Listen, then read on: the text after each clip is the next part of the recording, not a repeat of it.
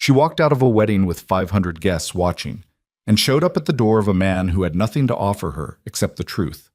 A billionaire CEO, a runaway bride, a single father who never asked to be anyone's refuge. When Vanessa Hart abandoned the most talked-about wedding of the year and appeared on Landon Pierce's doorstep at midnight still wearing her dress, neither of them understood what they were starting. What followed wasn't a love story anyone would have written. It was messier than that, more painful, more real. If you've ever chosen the harder, truer thing over the safer lie, this one's for you. Hit like, drop your city in the comments, and follow this story all the way to the end. Part 1. The Woman at the Door. The knock came at 11:47 p.m. Landon Pierce knew the exact time because he'd been watching the clock for the past 20 minutes, waiting for the dryer to finish its last cycle so he could fold Maisie's clothes before he went to bed. That was his Thursday night. That was most of his nights, if he was being honest. Laundry, dishes, the low hum of the television he wasn't really watching, and the specific kind of quiet that settles over a house when a child is asleep and a grown man has run out of ways to fill his own hours. He almost didn't answer it. The neighborhood wasn't bad, but it wasn't the kind of place where people knocked on your door at midnight for good reasons. He set down the shirt he'd been folding, Maisie's favorite, the one with the faded sunflower print she refused to let him throw away, even though the collar was starting to fray, and walked to the front door with the particular wariness of a man who'd learned not to expect much from surprises. He looked through the peephole. For a full 3 seconds, he didn't move. Then he unlocked the door. Vanessa Hart was standing on his front porch in a wedding dress. Not a simple dress. Not something modest or understated, because nothing about Vanessa Hart's life had ever been modest or understated. The gown was the kind of thing that got photographed for magazine covers. Ivory silk, a fitted bodice, a skirt that pooled slightly at the hem like it had been designed to make the woman wearing it look like she belonged somewhere grander than a concrete porch in East Portland. There was a veil still pinned loosely into her dark hair, slightly askew, one side of it drifting over her shoulder. Her heels were in her hand. She was barefoot on his doorstep. Her eyes were dry. That was the first thing he noticed. No tears, no mascara tracked down her face, no redness around her nose or the particular puffy softness that came from crying. Vanessa Hart did not appear to have been crying. She appeared to have been running, not literally, but the kind of running you do in your chest, the kind that leaves you breathing a little too carefully because you're afraid if you stop controlling it, you might not be able to start again. "I didn't have anywhere else to go," she said. "That's not true. I had 100 places I could have gone. I didn't want any of them." Landon looked at her for a moment. Then he looked past her at the street. Empty, quiet. A single car parked 3 houses down that he didn't recognize but also didn't feel alarmed by. "You got here in bare feet?" "I took my heels off at the corner. The pavement was actually nicer." "Where's your car?" "4 blocks east. I needed to walk." He stepped back from the door. "Come inside," he said. He'd known Vanessa for 3 years, though known was probably too casual a word for whatever their relationship actually was. They'd met through her company's urban development initiative, Hartwell Capital's bid to fund a series of mixed-use community projects across 3 Oregon cities, and Landon had been the project coordinator brought in by the nonprofit that served as the initiative's community liaison. He was good at his job. He'd spent 8 years learning how to translate between the language of capital and the language of neighborhoods, between what investors wanted to hear and what communities actually needed, and he was one of the few people who could do that without losing something essential in the translation. Vanessa had noticed that about him within the first meeting. She'd also noticed that he was one of the only people in the room who wasn't performing for her. It became a thing between them. Not a romantic thing, or at least not something either of them had named tsots, but a thing. Lunches that started as working meetings and ran long. Phone calls that began about project logistics and drifted into actual conversation, a kind of mutual recognition that was hard to define and easy to feel. She trusted his judgment. He respected her intelligence without confusing it for infallibility. They were, in whatever specific and limited way their separate lives allowed, genuinely close. He also knew she was supposed to have gotten married tonight. He'd known about the wedding for 4 months. Preston Hale, venture capital, family money, Stanford, the full set. Vanessa had mentioned him the way she mentioned most things in her personal life. Briefly, with the efficiency of someone who'd learned to keep that part of herself small and transportable. Landon hadn't pushed. He'd met Preston once, at a Hartwell function, and formed no strong opinion of him except that the man had the particular quality of someone who'd been told he was exceptional so often that he'd stopped needing to verify it. He hadn't been invited to the wedding. That was fine. They didn't have that kind of relationship. Or they hadn't. Now Vanessa was standing in his living room in $4,000 worth of silk, looking at the pile of unfolded laundry on his couch, with an expression he couldn't quite read. "Sit down," he said. "I'll move that." "Don't move it on my account." "I'm moving it because I need somewhere to sit too." He gathered the clothes into the laundry basket and set it on the floor. "Do you want something to drink? I have water, orange juice, and I think there's a beer in the back of the fridge from 2 weeks ago." "Water's fine." He went to the kitchen. He took a glass from the cabinet and filled it at the tap and stood there for a moment with his hands on the counter, looking at the window above the sink. His reflection looked back at him. 32 years old, 3 years of single parenthood visible in the slight tension around his eyes, wearing a gray t-shirt with a small bleach stain near the hem. He brought the water back and sat in the armchair across from her. "The wedding," he said. "I didn't go through with it." "I gathered. I made it all the way to the ceremony." She was holding the glass in both hands, looking down at it. 500 people. His family, my board, journalists. I think there were at least 3 journalists who got invited under other pretenses. I was in the back waiting, and I could hear the string quartet, and I thought... She stopped, took a breath, tried again. "I thought about what I was about to do, and I realized I couldn't give you one true reason for it. Not one. I kept going through the list, and everything I came up with was either practical or it was about what the marriage would look like from the outside, and I thought, that can't be the whole answer. There has to be something real in here somewhere." "Was there?" She looked at him then. "No." The quiet came back. Outside, a car passed. The dryer clicked off somewhere down the hall. "He's going to be furious," Landon said. "He already is. He texted me 17 times. His mother called me 4 times. My publicist called me 6 times, and I haven't called her back yet, which means she's probably already in damage control mode, and by tomorrow morning, this is going to be a thing." A thing? A massive thing. She said it without drama. Just the flat acknowledgement of a woman who had spent a decade living at the intersection of wealth and visibility and knew exactly how those forces operated. "Someone photographed me leaving the venue. I saw the flash. So there are going to be pictures, and there are going to be stories, and I needed to be somewhere that wasn't all of that before any of it starts." "Why here?" She looked at him for a long moment. "Because you don't want anything from me," she said. "Because you never have. Because every other place I could have gone tonight, there would have been an agenda. Someone who wants to help me but also wants to be seen helping me. Someone who wants the story. Someone who has an opinion about Preston or the company or what I should have done differently." She set the glass down on his coffee table. "You're not going to do any of that." "I might have opinions." "You might, but you'll keep them until I ask. And even then, you'll only say the thing that's actually true instead of the thing you think I need to hear." She paused. "That's rarer than it sounds." Landon didn't answer that. He looked at the glass on his coffee table, then at the faint outline of the city through the window, then back at her. "The couch pulls out," he said. "I'll get you some sheets." Maisie Pierce discovered the woman on the pull-out couch at 6:23 a.m. This was earlier than Landon had anticipated, though it shouldn't have been. Maisie had 2 speeds on weekend mornings, and both of them involved being awake before 7.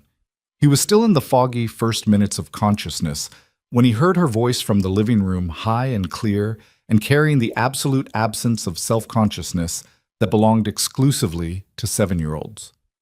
"Why are you wearing a princess dress?" He was out of bed before he fully registered that he was moving. He came down the hallway to find Maisie standing at the foot of the pull-out couch in her pajamas, the ones with the small yellow stars, hands clasped behind her back, studying Vanessa with the focused, unblinking attention of a child who had decided that this situation was interesting and required full investigation. Vanessa was sitting up on the couch, hair loose and slightly tangled, the veil long since removed and placed carefully over the arm of the nearest chair. In the early morning light, without the context of the previous night, the dress looked different, less ceremonial, more simply strange, like a theater costume in the wrong setting. "I was at a fancy party last night," Vanessa said. She sounded less thrown than Landon would have expected. She looked at Maisie with a directness that matched the girl's own. "What kind of fancy party?" "The kind where everything is very expensive and nobody laughs very much." Maisie considered this. "That sounds bad." "It wasn't great." "I'm Maisie." "I know, your dad talks about you." Maisie looked back at Landon with an expression that combined the satisfaction of confirmed suspicion with the mild reproach of someone who had not been consulted. "You didn't tell me." "I didn't know she was coming," Landon said. He came fully into the room. "Maisie, this is Vanessa. She's a friend of mine from work. She needed a place to stay last night. Can she have breakfast with us?" "That's up to Vanessa." Maisie turned back to Vanessa. "Do you like pancakes?" Vanessa looked at the girl for a moment with an expression Landon had never seen on her face before. Something open and slightly unguarded, like a door someone had been keeping shut for a very long time, had been nudged accidentally ajar. "I love pancakes," she said. "Do you know how to make them?" "I haven't in a while. I used to, She stopped for just a fraction of a second. "Someone taught me when I was about your age." "Dads are better if someone else makes them," Maisie confided in a loud whisper. Maisie. "What? It's true, yours get uneven." Vanessa's mouth curved. Not a smile exactly, but something close to the real thing. Involuntary, amused, unperformed. "I make them pretty even." "Okay," said Maisie, and turned and walked toward the kitchen with the absolute certainty of someone whose agenda had been settled. Landon looked at Vanessa. Vanessa looked at Landon. "You don't have to," he said. "I want to," she said, and the simple directness of it, the absence of qualification, was somehow more striking than anything she'd said the night before. She found the mixing bowl in the third cabinet she checked, the flour in the pantry beside a bag of rice and 2 cans of black beans, the baking powder in the small basket on the second shelf. Maisie sat on the counter. Landon started to say something about that, and then didn't, because Maisie was already sitting there with her elbows on her knees, watching with the dedicated attention she gave to anything she'd decided was worth watching. Vanessa moved through the kitchen with the slightly careful quality of someone relearning a language they'd spoken fluently once, and then set aside for too long. She checked the back of the flour bag for the ratio. She found a whisk in the drawer Maisie pointed her toward. She cracked 2 eggs against the side of the bowl, and for a moment her hands had the automatic ease of genuine memory. Not practiced, just remembered. Landon stood in the kitchen doorway with his coffee cup and watched the two of them, his daughter explaining the importance of blueberries, Vanessa listening with the genuine attention of someone who was not accustomed to being required to listen and was finding it, to her evident surprise, a relief. The ordinary kitchen sounds, the scrape of the whisk, the sizzle of butter in the pan, Maisie dropping a blueberry on the floor, and then the small negotiation about whether the 5-second rule was operational, filling the space where last night's wait had been. He thought, "This is the strangest morning of my adult life." He also thought, "She looks more like herself right now than she ever does at work." He didn't say either of those things. He drank his coffee and watched the pancakes take shape. The first photograph appeared online at 8:14 a.m. Landon found it because his phone had been buzzing on the bathroom counter while he was in the shower, and by the time he picked it up, he had 11 text messages, 4 from his coworker Derek, 3 from his friend Marcus, 2 from a number he didn't recognize, and 1 each from his mother and his sister, both of which said some variation of "call me now." He sat on the edge of his bed with a towel around his waist and looked at what Derek had sent him. The picture was grainy and taken from a distance, through what looked like a car window or a bush, the quality of something captured quickly and not carefully. But it was clear enough. The front walk of his house, the porch light, and Vanessa Hart in her wedding dress, standing in the open doorway, looking back over her shoulder at something off frame. The caption on the gossip site where it had been posted read, "Runaway billionaire bride, where did she go?" The article beneath it was 4 paragraphs of aggressively under-factual speculation that included the phrase mystery man twice. He put the phone face down on the bed and sat there for a moment. Then he put on clothes and went back to the kitchen. Vanessa and Maisie were at the table. Maisie was talking about something that had happened at school involving a hamster named Gerald and the disputed ownership of a purple crayon. Vanessa was listening and eating a pancake, and the ease of it, the simple, unperformed normalcy, was almost jarring against the thing he was holding in his pocket. "Maisie," he said, "can you go get dressed for me? We're going to go to the park this morning." Maisie registered the tone. Children were better at that than most adults gave them credit for, and slid off her chair without argument. She paused long enough to take one more bite of her pancake, then disappeared down the hallway. Landon sat down across from Vanessa and turned his phone over and slid it across the table. She looked at the screen. Her expression didn't change much. That was one of the things about Vanessa Hart. She'd learned somewhere along the way to keep most of her reactions internal, to process before she displayed. He'd always assumed it was something corporate culture had trained into her, but sitting across from her now, he thought maybe it was older than that. "How many?" she asked. "I don't know yet. That's from 40 minutes ago. There are probably more by now." She picked up the phone and scrolled, put it back down. "I'm sorry," she said. "I should have thought about this when I came here. She stopped, started again. "I wasn't thinking clearly. I wasn't thinking about what it would cost you. You needed somewhere to go." "There are hotels, Landon." "You didn't want a hotel. That doesn't make it okay to drop this on your front lawn." He looked at her across the table. The morning light was coming through the window over the sink, the same window he'd looked through last night, and it caught the small gold earrings she was still wearing from the night before, the only piece of ceremony she hadn't removed. "It's already done," he said. "We can deal with it. They're going to say you were why I left the wedding." "Were you?" She met his eyes, held them. "Not the way they'll mean it." He nodded once. That was enough for now. "I need to call my publicist," Vanessa said, "and I need to talk to my board before they hear about this from someone else. And I need to... There are 30 things I need to do in the next 2 hours." She said it with the flat efficiency of someone making a list rather than panicking, but he could hear the effort underneath it. The particular tension of a person holding multiple very heavy things at once and refusing to put any of them down. "Use my phone if you need to. Your number's probably already being watched.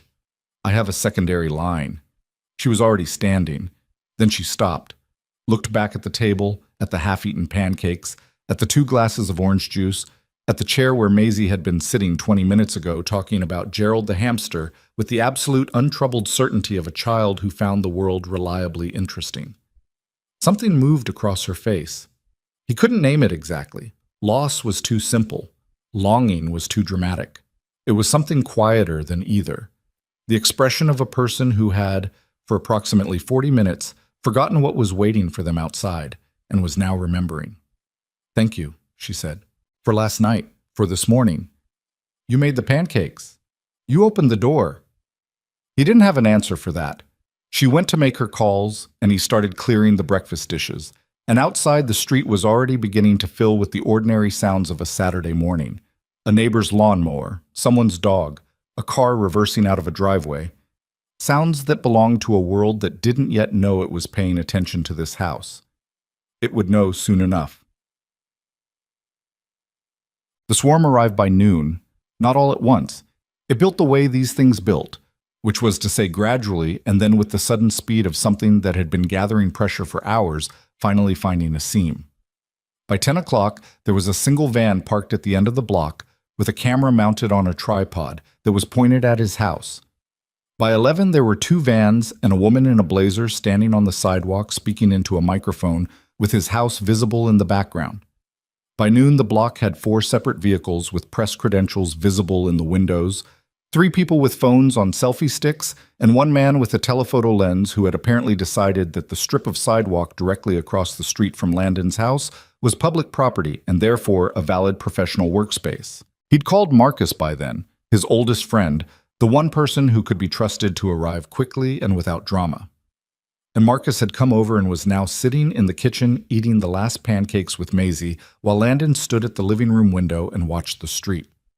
Vanessa was on the phone. She'd been on the phone for the better part of 2 hours, cycling through calls with the controlled efficiency of a general managing multiple fronts.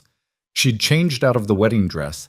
Landon had found a pair of his sister's sweatpants that had been left here 6 months ago, and a clean t-shirt. And the transformation was jarring in the opposite direction from this morning. The CEO was back. The sharpness behind her eyes had reorganized from the soft, open quality of the kitchen into something harder and more deliberate. He overheard enough to understand the shape of what she was managing. The board was already asking questions.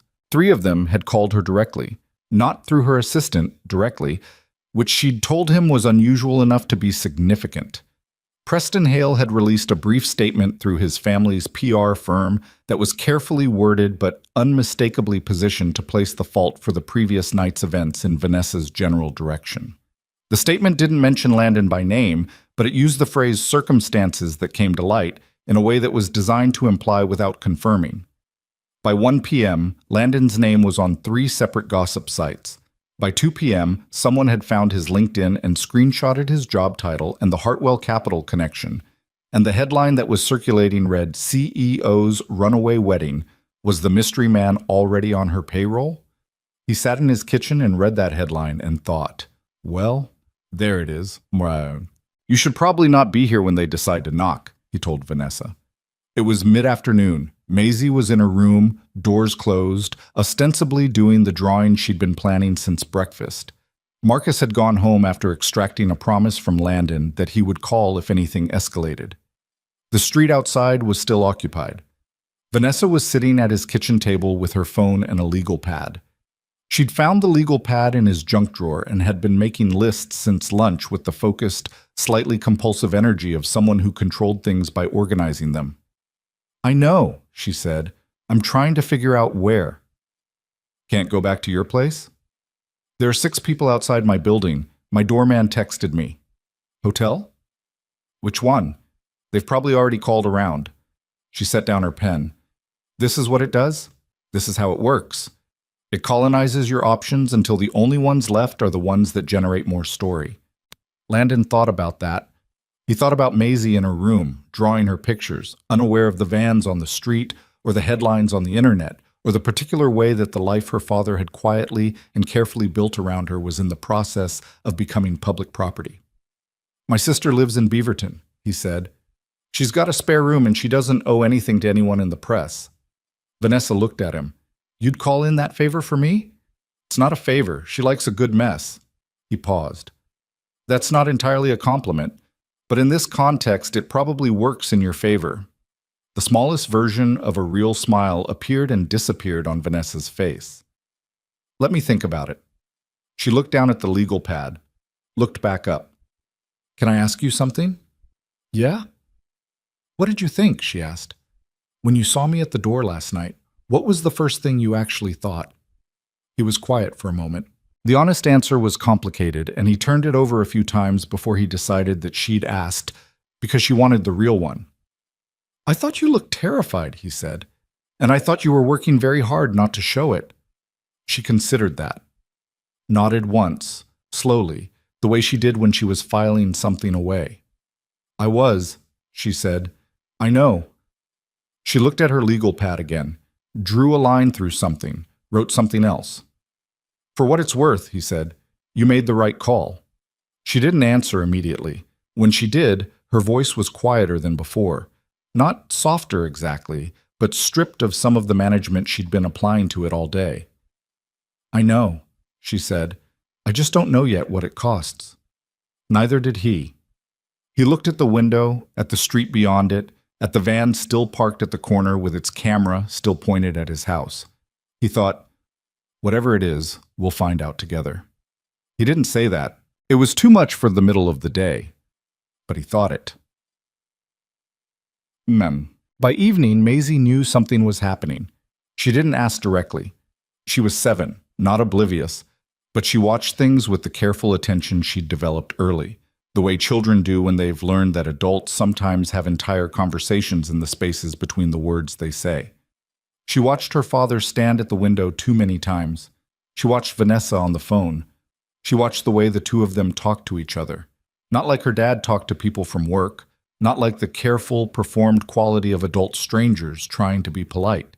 She watched them the way she watched things she couldn't name yet, but knew were different. At dinner, Landon had made pasta, simple, from the things he had in the cabinet. She was quiet for longer than usual. Then she looked at Vanessa across the table. "Are you in trouble?" she asked. Vanessa stopped chewing, looked at the girl, set down her fork. "A little bit," she said. The honest answer is a little bit. Maisie nodded, processing this. "Is my dad in trouble?" "Not if I can help it." Maisie looked at her father. "You should be careful," she told him, with the simple gravity of someone delivering information they considered very important. "I'm always careful," Landon said. Maisie's expression communicated very clearly that she did not entirely accept this characterization. Vanessa looked at the girl for a long moment, and then looked at Landon, and whatever was in her face was not something she tried to control or contain. It was just there, the unguarded thing again, wider open than before. He looked away first, back at his plate. The pasta needed more salt. He got up to get it. He drove Vanessa to his sister's house at 9 p.m. He took the back streets, the ones that didn't have cameras on every corner, the route he used when he wanted to get somewhere without being seen, something he'd never had reason to need before tonight. Maisie was in the back seat with her seatbelt on, half asleep before they'd made it 4 blocks, her head tilted against the window. He and Vanessa didn't talk much on the drive. There wasn't much left to say that wouldn't be better said later, when they both had more room around them. The city was quiet at this hour, the streets lit orange and blue, the specific nighttime version of Portland passing outside the windows. At one point, she said, "I keep thinking about what tomorrow looks like." "Messy," he said. "That's one word for it." "It's the right one." She looked out the window for a moment. "I'm not sorry I came to your door. I'm not sorry I opened it." The city moved past. Maisie breathed softly in the back seat. The radio was off. He dropped Vanessa at his sister's, Kara, who answered the door in a bathrobe, and looked between the two of them with the expression of someone who had questions that would absolutely be asked later, and drove home on the back streets again, the same route in reverse. He got Maisie out of the car asleep, her head against his shoulder, and carried her inside and put her in bed without waking her. He stood in her doorway for a moment afterward, looking at the sunflower shirt hung over her desk chair where she'd left it, at the drawings tacked to her wall, at the small particular shape of his daughter in the dark. Then he went to bed. He lay there for a long time, not sleeping, looking at the ceiling while the city settled into its late quiet outside his window. Somewhere on the internet, his face was probably attached to a story that would describe him in terms he hadn't chosen. Somewhere, a board of directors was having conversations about Vanessa Hart that she wouldn't fully learn about until Monday. Somewhere, Preston Hale was very angry at someone, at Vanessa maybe, but also almost certainly at him. All of that was tomorrow. Tonight there was just the ceiling and the quiet and the strange, specific weight of a day that had changed something in a way he couldn't yet measure. He thought about Vanessa standing in his kitchen that morning, hands automatic in the act of making something simple. He thought about Maisie on the counter, watching with those serious eyes. He thought about the expression on Vanessa's face when she looked at the table afterward, the one he hadn't been able to name. He thought, "She's never going to be able to unknow this house." He thought, "Neither am I." He closed his eyes. Sleep took a while to come, but it came. Outside, the last of the press vans was still at the corner, its camera patient and unblinking in the dark. "You said part 2, Louis?" Viết 4.000 đến 4.500 từ liên kết liền mạch với các phần trước trong câu chuyện, và hội thoại tạo thành một câu chuyện liền mạch khi ghép lại. Part 2. Lưu ý. Viết 4.000 đến 4.500 từ liên kết liền mạch với các phần trước trong câu chuyện, và hội thoại tạo thành một câu chuyện liền mạch khi ghép lại. Mỗi phần liền mạch với phần trước không giới thiệu lại câu chuyện ở đầu phần mới, liên kết các phần của câu chuyện một cách liền mạch, sử dụng câu chuyện tiếp giữa các phần. Duy trì chủ đề, tránh ngắt quãng đột ngột, không sử dụng gạch đầu dòng hoặc tiêu đề phụ, phong cách kể chuyện Mỹ, Hoa Kỳ, giống văn giàu cảm xúc.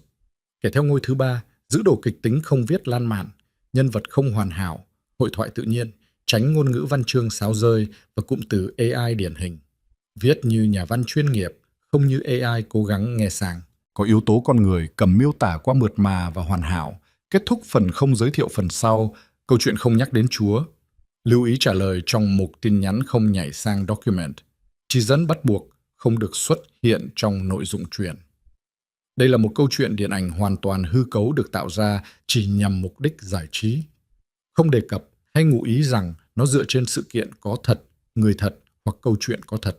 Không sử dụng các cụm từ như dựa trên một câu chuyện có thật, theo ghi chép hoặc bất cứ điều gì tương tự. Tất cả các nhân vật, địa điểm, tổ chức và sự kiện phải hoàn toàn hư cấu. Show More 1715. Claude responded, Part 2, The Cost of Being Seen. Part 2, The Cost of Being Seen. The story was everywhere by Sunday morning. Not the true version.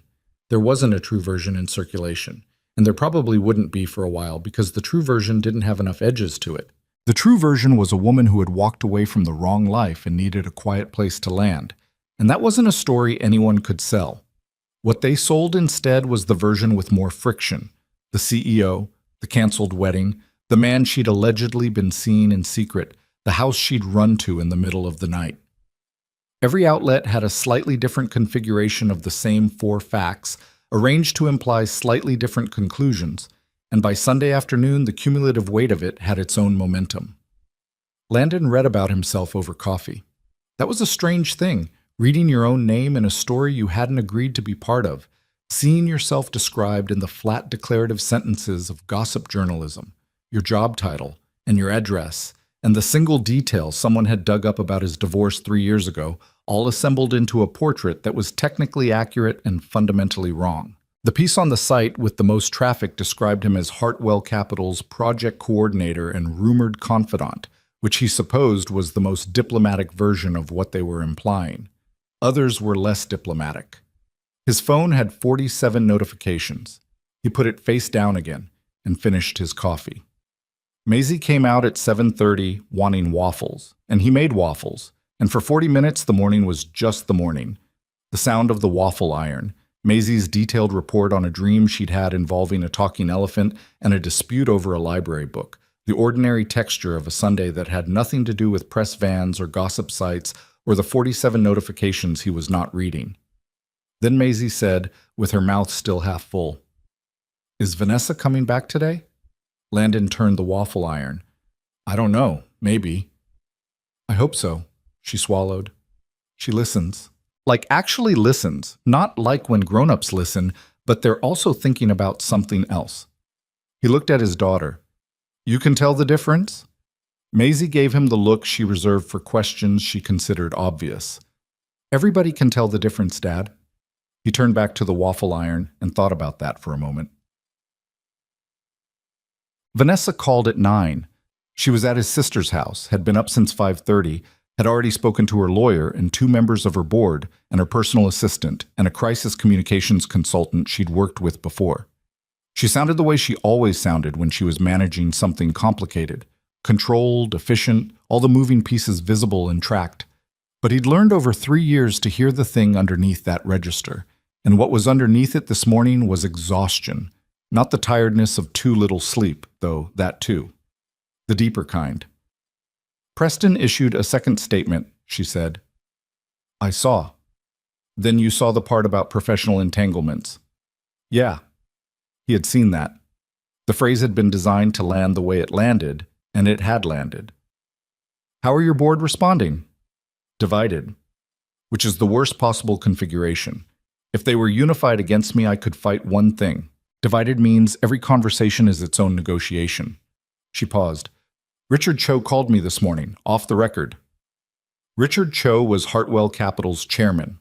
Landon had met him twice, a compact, precise man in his mid-60s who had the quality of someone who made decisions slowly and never unmade them. What did he say?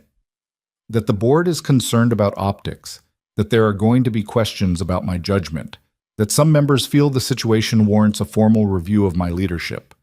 She delivered each sentence like she was reading from a document.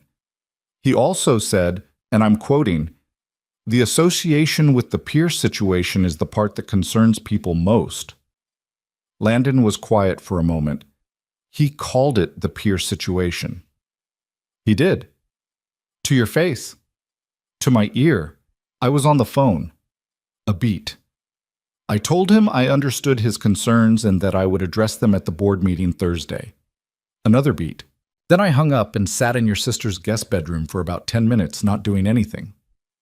He thought about her doing that, sitting in Kara's spare room with its mismatched furniture and the watercolor print Kara had bought at a street fair 3 years ago, phone in her lap, 10 minutes of just sitting. For Vanessa, 10 minutes of just sitting was the equivalent of a minor collapse. Are you okay? He asked. I'm fine. That's not what I asked. The line was quiet for a moment.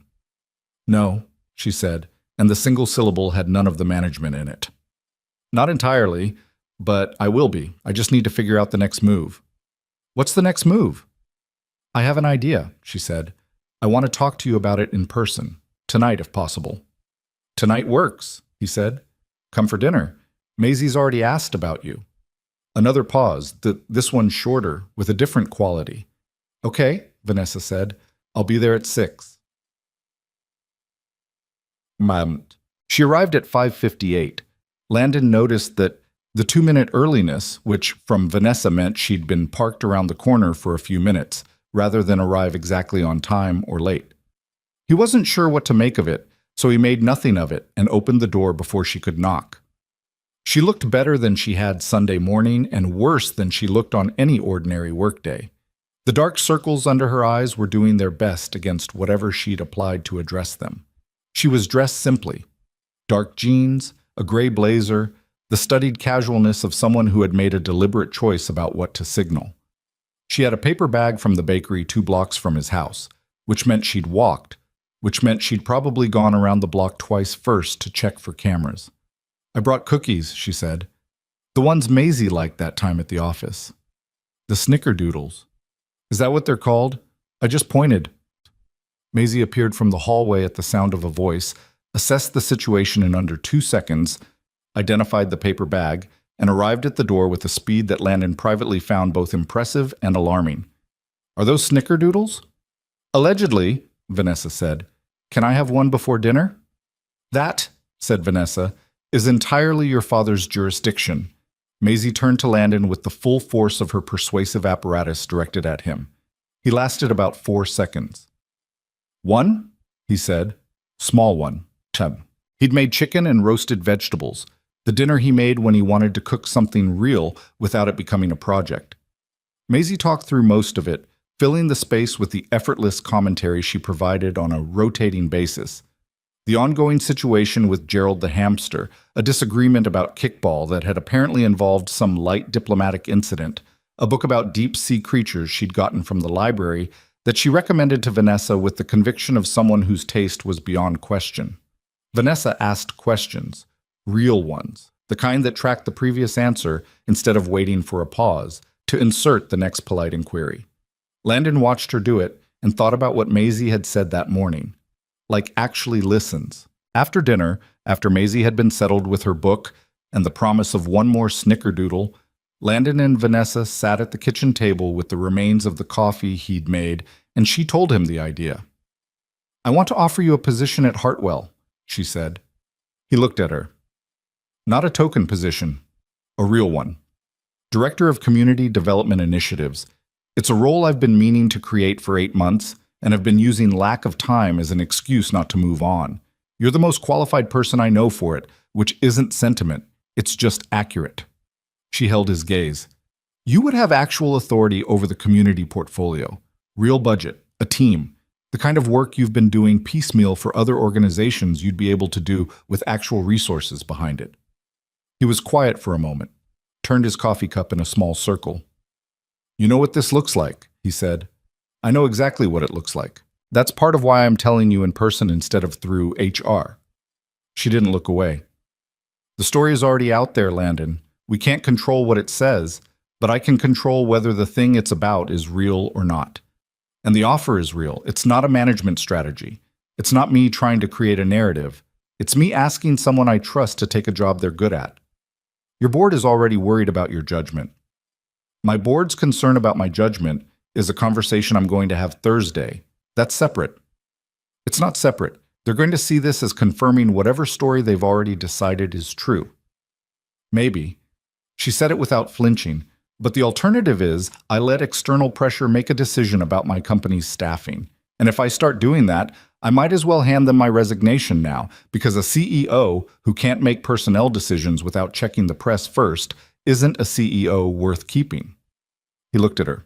There was a version of this offer that was strategic, and he could see that version, could trace the logic of it clearly. But sitting across from her now, in his kitchen, with the coffee getting cold between them, he couldn't find any dishonesty in her face. What he found instead was the thing he'd always valued about her. She meant what she said, and she knew the cost of it, and she was saying it anyway.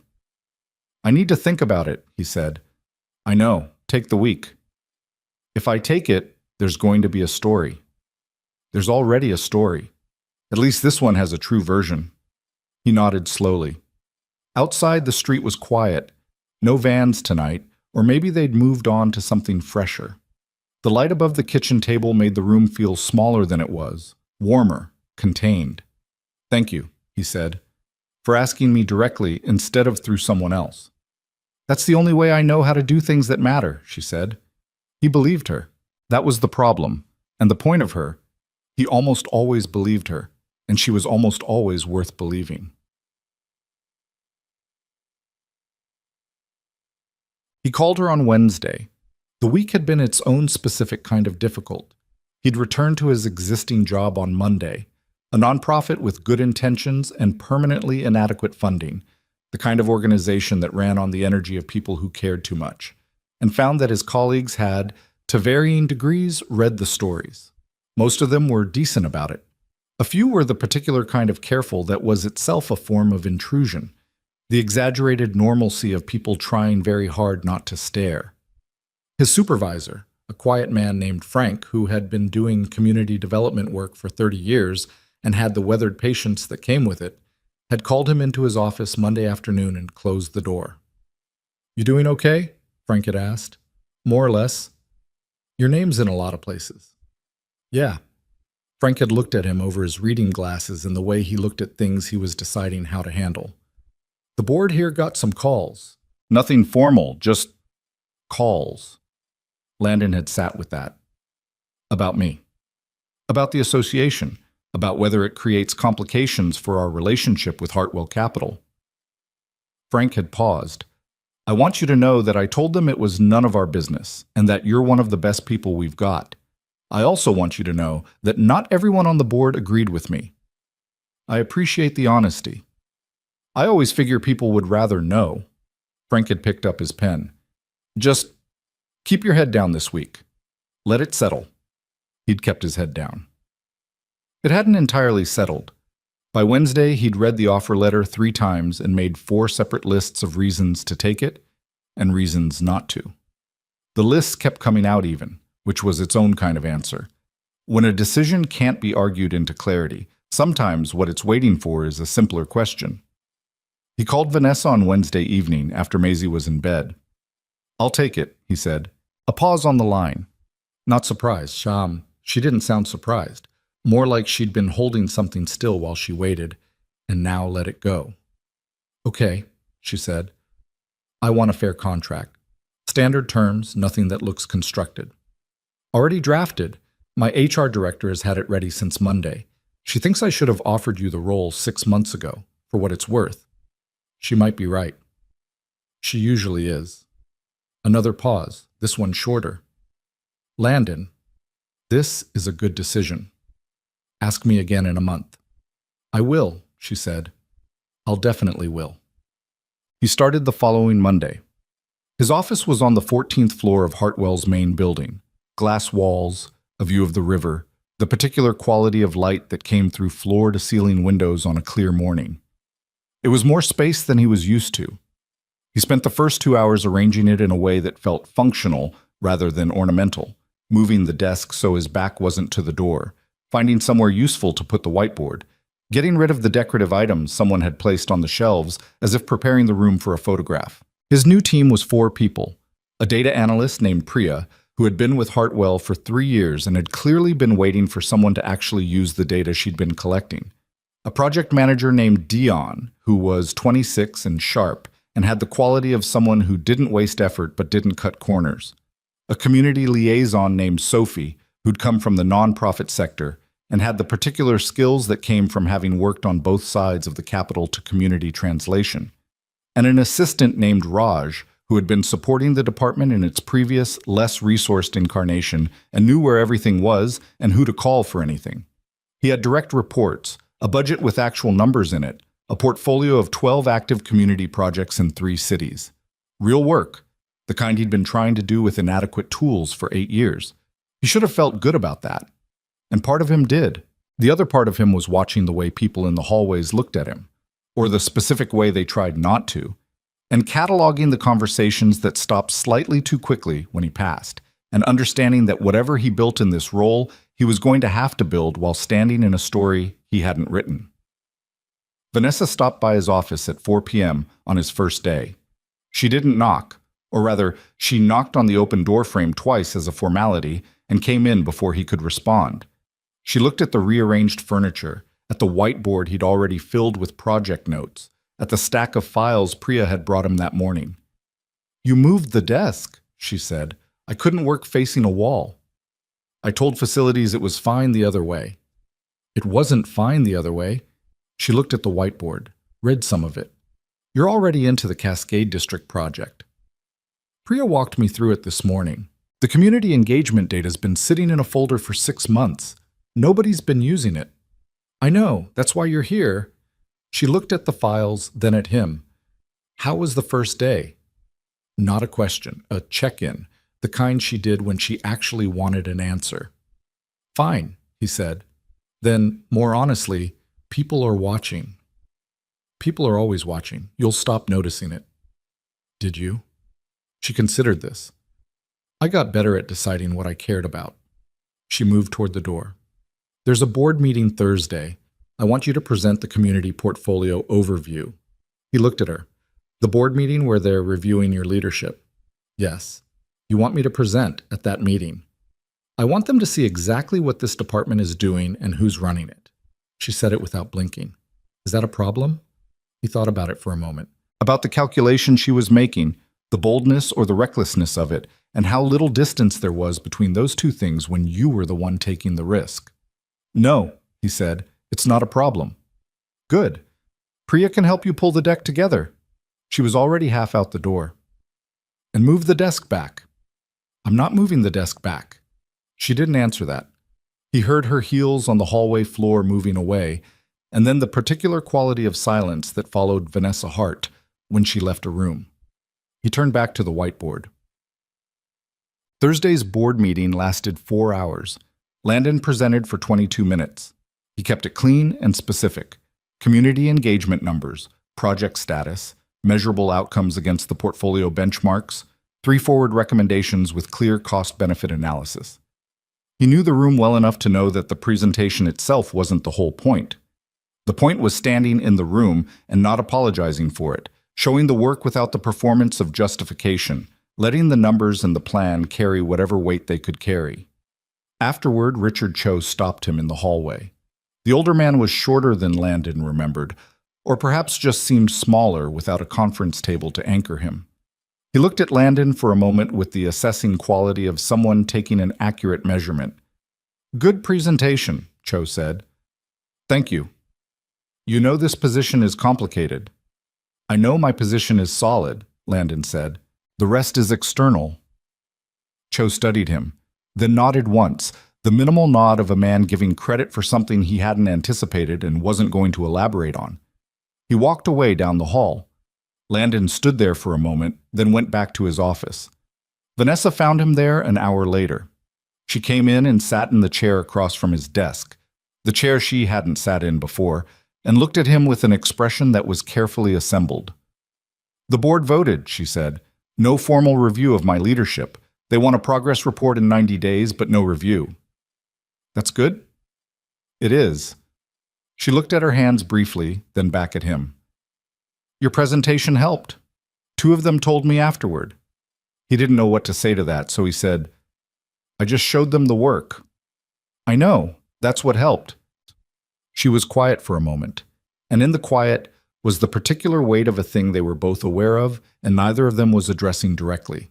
Not now, not yet, but the shape of it was there between them, like a piece of furniture they kept navigating around. He looked at the river through the window. The afternoon light was going orange and low, the way it did in late afternoon in October, and the water caught it in flat, broken pieces.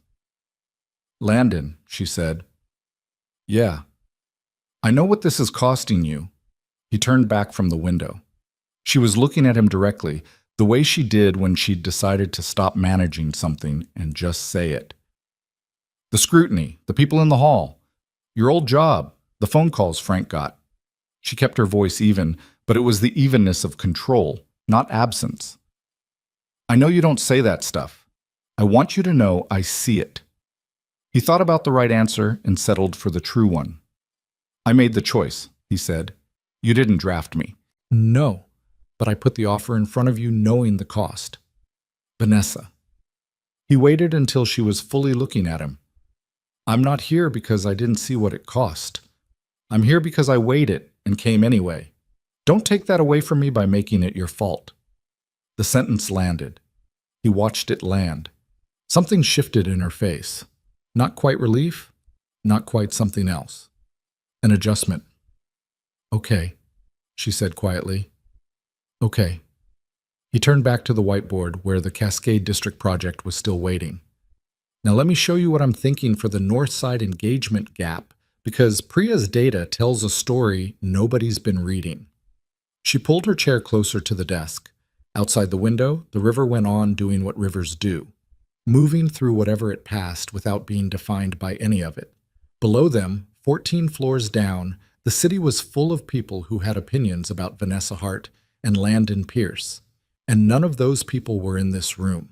In this room, there was just the work and the map on the whiteboard, and two people sitting close enough that the space between them was a decision they were both, for now, choosing not to make.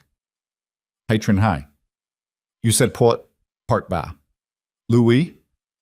Viết 4.000 từ liên kết liên mạch với các phần trước trong câu chuyện. Và hội thoại tạo thành một câu chuyện liên mạch khi ghép lại. Part 3. Lưu ý.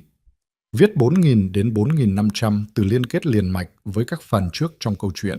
Pha hội thoại tạo thành một câu chuyện liền mạch khi ghép lại. Mỗi phần liền mạch với phần trước, không giới thiệu lại câu chuyện ở đầu phần mới.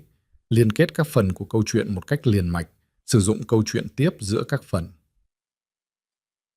Duy trì chủ đề, tránh ngắt quãng đột ngột, không sử dụng gạch đầu dòng hoặc tiêu đề phủ, phong cách kể chuyện Mỹ, Hoa Kỳ, giống văn giàu cảm xúc. Kể theo ngôi thứ 3, giữ đồ kịch tính không viết lan man, nhân vật không hoàn hảo, hội thoại tự nhiên, tránh ngôn ngữ văn chương sáo rơi và cụm từ AI điển hình. Viết như nhà văn chuyên nghiệp, không như AI cố gắng nghe sang. Có yếu tố con người, cầm miêu tả qua mượt mà và hoàn hảo, kết thúc phần không giới thiệu phần sau, câu chuyện không nhắc đến Chúa. Lưu ý trả lời trong mục tin nhắn không nhảy sang document, chỉ dần bắt buộc, không được xuất hiện trong nội dung truyền. Đây là một câu chuyện điện ảnh hoàn toàn hư cấu được tạo ra chỉ nhằm mục đích giải trí, không đề cập hay ngụ ý rằng nó dựa trên sự kiện có thật, người thật hoặc câu chuyện có thật, không sử dụng các cụm từ như dựa trên một câu chuyện có thật, theo ghi chép hoặc bất cứ điều gì tương tự. Tất cả các nhân vật, địa điểm, tổ chức và sự kiện phải hoàn toàn hư cấu. Show more 1720, Claude responded. Part 3, the thing they wouldn't name. Part 3, the thing they wouldn't name. 6 weeks into the job, Landon stopped noticing the hallway looks. Not because they stopped, they didn't entirely, but because the work had a way of filling the foreground until everything else receded to the periphery where it belonged. The Cascade District project had been stalled for 8 months under its previous management structure. Within 3 weeks, Landon had restructured the community engagement timeline, brought in 2 local advocacy groups that had been pointedly excluded from earlier planning, and pushed the first phase into active development. Priya had started CCing him on data reports she'd previously filed into folders nobody opened. Dion had stopped double-checking whether Landon actually wanted his honest opinion and started just giving it. The work was real. That mattered more than he'd expected it to. which probably said something about how long he'd been doing real work with fake resources. Vanessa noticed. She didn't say much about it directly. That wasn't her style. But she started stopping by his office with the frequency of someone who had a professional reason to be there and was not examining whether there were other reasons. They had standing Tuesday afternoon check-ins that regularly ran 40 minutes past the scheduled 30. She'd developed the habit of knocking on his open door around 5 o'clock with a question about something specific and leaving 20 minutes later after the conversation had traveled considerably from wherever it started. He noticed, too. He just didn't do anything about it. There were good reasons for that. He had enough self-awareness to know that his judgment in this particular area had not always served him. His marriage had ended partly because he'd been better at understanding other people's needs than he was at saying what he needed himself. And the gap between those two things had grown quietly until it couldn't be bridged. He wasn't in a hurry to make that particular mistake again. And there was Maisie. There was always Maisie. Not as a barrier, not as an excuse, but as the most important fact in his life, the person whose daily happiness was his most non-negotiable responsibility. Whatever he let himself feel or act on, she was part of the calculation. He thought about that while he drove her to school in the mornings. He thought about it when she asked, periodically, with the casual directness of a 7-year-old who had no concept of loaded questions, whether Vanessa was coming for dinner this week. The answer was sometimes yes. Vanessa had started coming to dinner roughly once a week, which had begun as a practical arrangement. They had work to discuss. It was easier to do it outside the office, and had become something else in the incremental way that things become something else. Too gradually to point to a moment, too real to pretend wasn't happening. Maisie treated her presence as a settled fact. That was its own kind of evidence. The settlement offer came on a Tuesday morning in November. Landon found it in his email at 7:14 a.m., before he'd left the house. While Maisie was eating cereal in the kitchen and the radio was playing something low and irrelevant in the background. The message was from a law firm he didn't recognize, Kellner, Walsh, and Associates, addressed to him personally, not through Hartwell's HR or legal departments. That was the first signal. The second was the subject line. Confidential communication, Landon Pierce / Hartwell Capital. He read it twice. The offer was structured as a separation incentive, the legal architecture of something that was, in plain terms, being paid to go away. The number attached to it was significant, not life-changing wealth, but meaningful. 18 months of his current Hartwell salary, a non-disclosure agreement covering the nature of his departure and his relationship with Vanessa Hart, and a letter of recommendation from the company's HR director that would describe his tenure in positive terms. In exchange, he would resign his position within 30 days and agree to have no professional contact with Vanessa Hart or Hartwell Capital for a period of 2 years. At the bottom of the letter, in the careful language of legal documents trying to sound reasonable, was a phrase that sat with him longer than the rest. This offer reflects the company's interest in a discreet resolution that protects all parties, including Ms. Hart, from continued public scrutiny. He closed his email, poured his coffee out. It had gone cold, and made a fresh cup. Maisie came into the kitchen carrying her bowl to the sink. "You okay?" she asked. He looked at his 8-year-old daughter, evaluating his face with those sharp, honest eyes. "Yeah," he said. "Just thinking." "About work?" "Sort of." She put her bowl in the sink and reached for her backpack. "Vanessa says you think about work a lot." He paused. "She said that?" "She said it wasn't a bad thing. She said you think about work because you actually care about it, and most people pretend to care, but don't." Maisie hoisted her backpack. "I told her you care about me more than work, and she said obviously." He stood in the kitchen for a moment after she said that, holding his coffee cup. "Let's go," he said. "You'll miss the bell." He didn't call Vanessa from the car. He thought about it. The instinct was there, the same way you reached for something familiar when the ground shifted. But he didn't call her because the letter had been constructed to make him feel like calling her was the problem, and he wasn't going to let that manipulation work on him. He called Marcus instead. Marcus listened without interrupting, which was one of the things Landon valued about him. The patience to hear a thing before forming an opinion about it. When Landon finished reading the relevant portions of the letter over the phone, Marcus was quiet for a moment. "Who sent it?" Marcus asked. Law firm, Kellner, Walsh. I don't know who they represent. Have you asked Vanessa? Not yet. Why not? Landon watched a stoplight turn green and pulled forward. Because the letter specifically frames itself as protecting her, and I want to figure out what I actually think before I put that in front of her. What do you actually think? I think someone on that board decided the 90-day review gave them cover to try this. The Cho's vote was closer than Vanessa knows, or that there's a faction who didn't accept the outcome. Is it someone on the board, or is it Preston? Landon had thought about that. Preston Hale had gone quiet after his second public statement, which, in the world of men who communicated through PR, meant either that he'd moved on or that he'd moved underground. The phrasing in the letter, discreet resolution, continued public scrutiny, had the texture of someone who still had a stake in the narrative. Could be both, Landon said. What are you going to do? Not take it. Obviously. I meant beyond that. Tell Vanessa. Show her the letter. He turned onto the street that would take him back toward downtown. And find out who sent it. He showed her the letter at 10 a.m. He printed it and brought it to her office rather than forwarding it digitally, which was a choice he made consciously. Documents had different weight on paper, and he wanted her to feel the weight of this one. He knocked, came in, closed the door, and put it on her desk without saying anything. She read it. He watched her read it, the way her eyes moved across the page, the particular stillness that came over her face when she was processing something she hadn't anticipated. She read it the way she read contracts, all the way through without expression, then back to the specific clauses that mattered. Then she set it down and looked up. When did this come? This morning, 7:14. Kellner Walsh. She said the name like she was identifying it on a map. They've done work for Warren Finch. Landon knew the name. Warren Finch was one of Hartwell's board members, the one who'd been most vocal in the weeks after the wedding. Conservative, old money, the kind of man who used words like propriety without irony. Is it Finch? Landon asked. I can't prove that, but the framing... She tapped the letter once.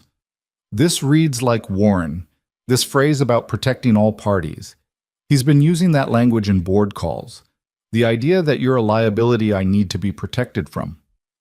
Am I? She looked at him. No. I'm asking seriously. I'm answering seriously. She stood up. It was a small motion, but it changed the quality of the room. She was no longer on the receiving end of information. She was deciding something. You've made this department functional for the first time in 3 years.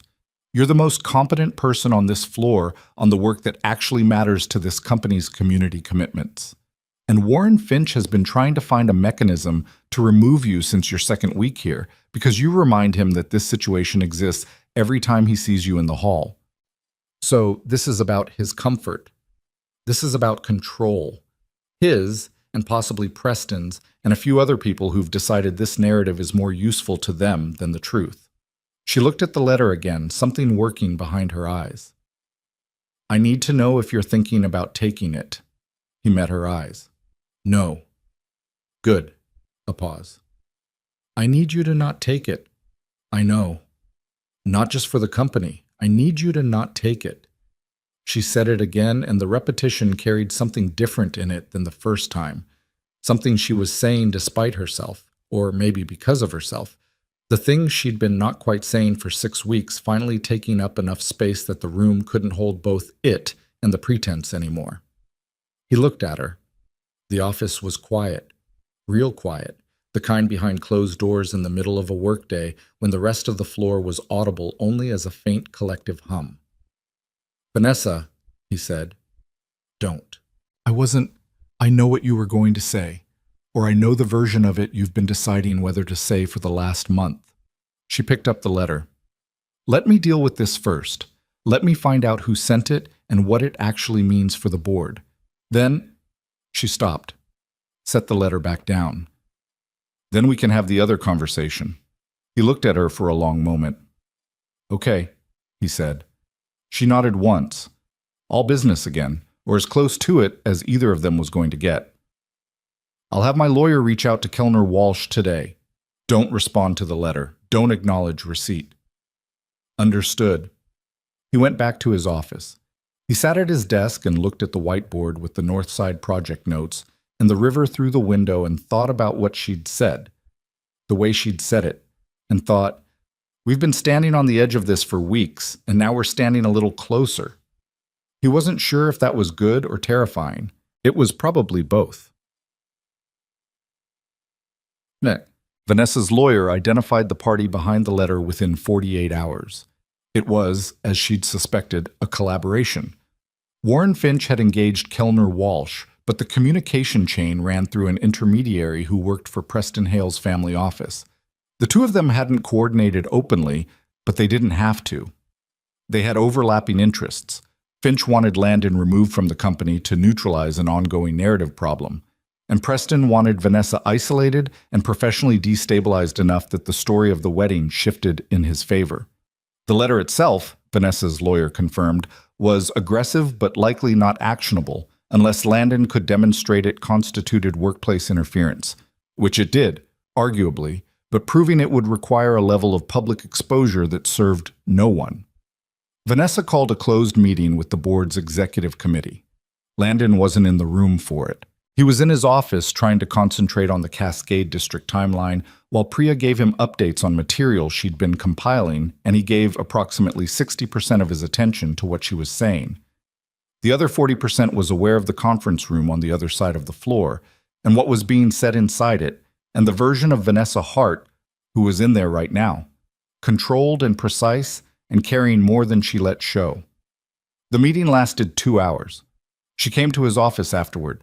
She didn't knock this time, just opened the door and stood in the frame and looked at him with an expression that told him the meeting had gone the way a meeting could go when you won the argument, but the war wasn't over. Finch is stepping back from the executive committee, she said. He's staying on the board, but he won't have direct authority over personnel matters anymore. Is that a win? It's a partial win, the kind that creates two smaller problems where there was one large one. She came inside and sat down. He's angry. Quiet angry, which is the kind that doesn't go away. And Preston? Preston is not my board member. Preston is a different category of problem. She rubbed the back of her neck, a small gesture he'd never seen from her before, fatigue breaking through the management. His family's lawyers are going to argue that I created a hostile public environment by failing to keep our separation private. It's a thin argument, but thin arguments filed by expensive lawyers in the right venues can do damage anyway. He thought about that, about the machinery of it, the way resources could be converted into pressure, the patience of people who could afford to wait for the right moment. How much damage? He asked. Reputational. Some board erosion. Maybe an attempt to challenge my controlling share if they can find 2 more allies. She looked at the window. My shares are locked. That's a hard wall for them. But hard walls take time and lawyers and energy to confirm, and meanwhile the company loses focus and the projects suffer. What do you need from me? She turned back from the window. Keep doing exactly what you're doing. The community portfolio is the most defensible part of my record right now. Tangible outcomes, measurable impact, no ambiguity about value. Every solid result that comes out of your department is an argument I can make. Okay. And I need you to be prepared for it to get louder before it gets quiet. He looked at her. Define louder. More press. Possibly targeted stories planted through channels Finch or Preston still have access to. Your name, your past, your divorce, your custody arrangement, anything that can be framed as instability or impropriety. She said it with the flat directness of a warning delivered clearly because the person receiving it deserved clarity, not protection from it. I wanted to tell you that directly. He felt the weight of it, not panic, but the specific gravity of a person understanding the full dimensions of the thing they'd walked into. He thought about Maisie. He always thought about Maisie. Does it reach my daughter?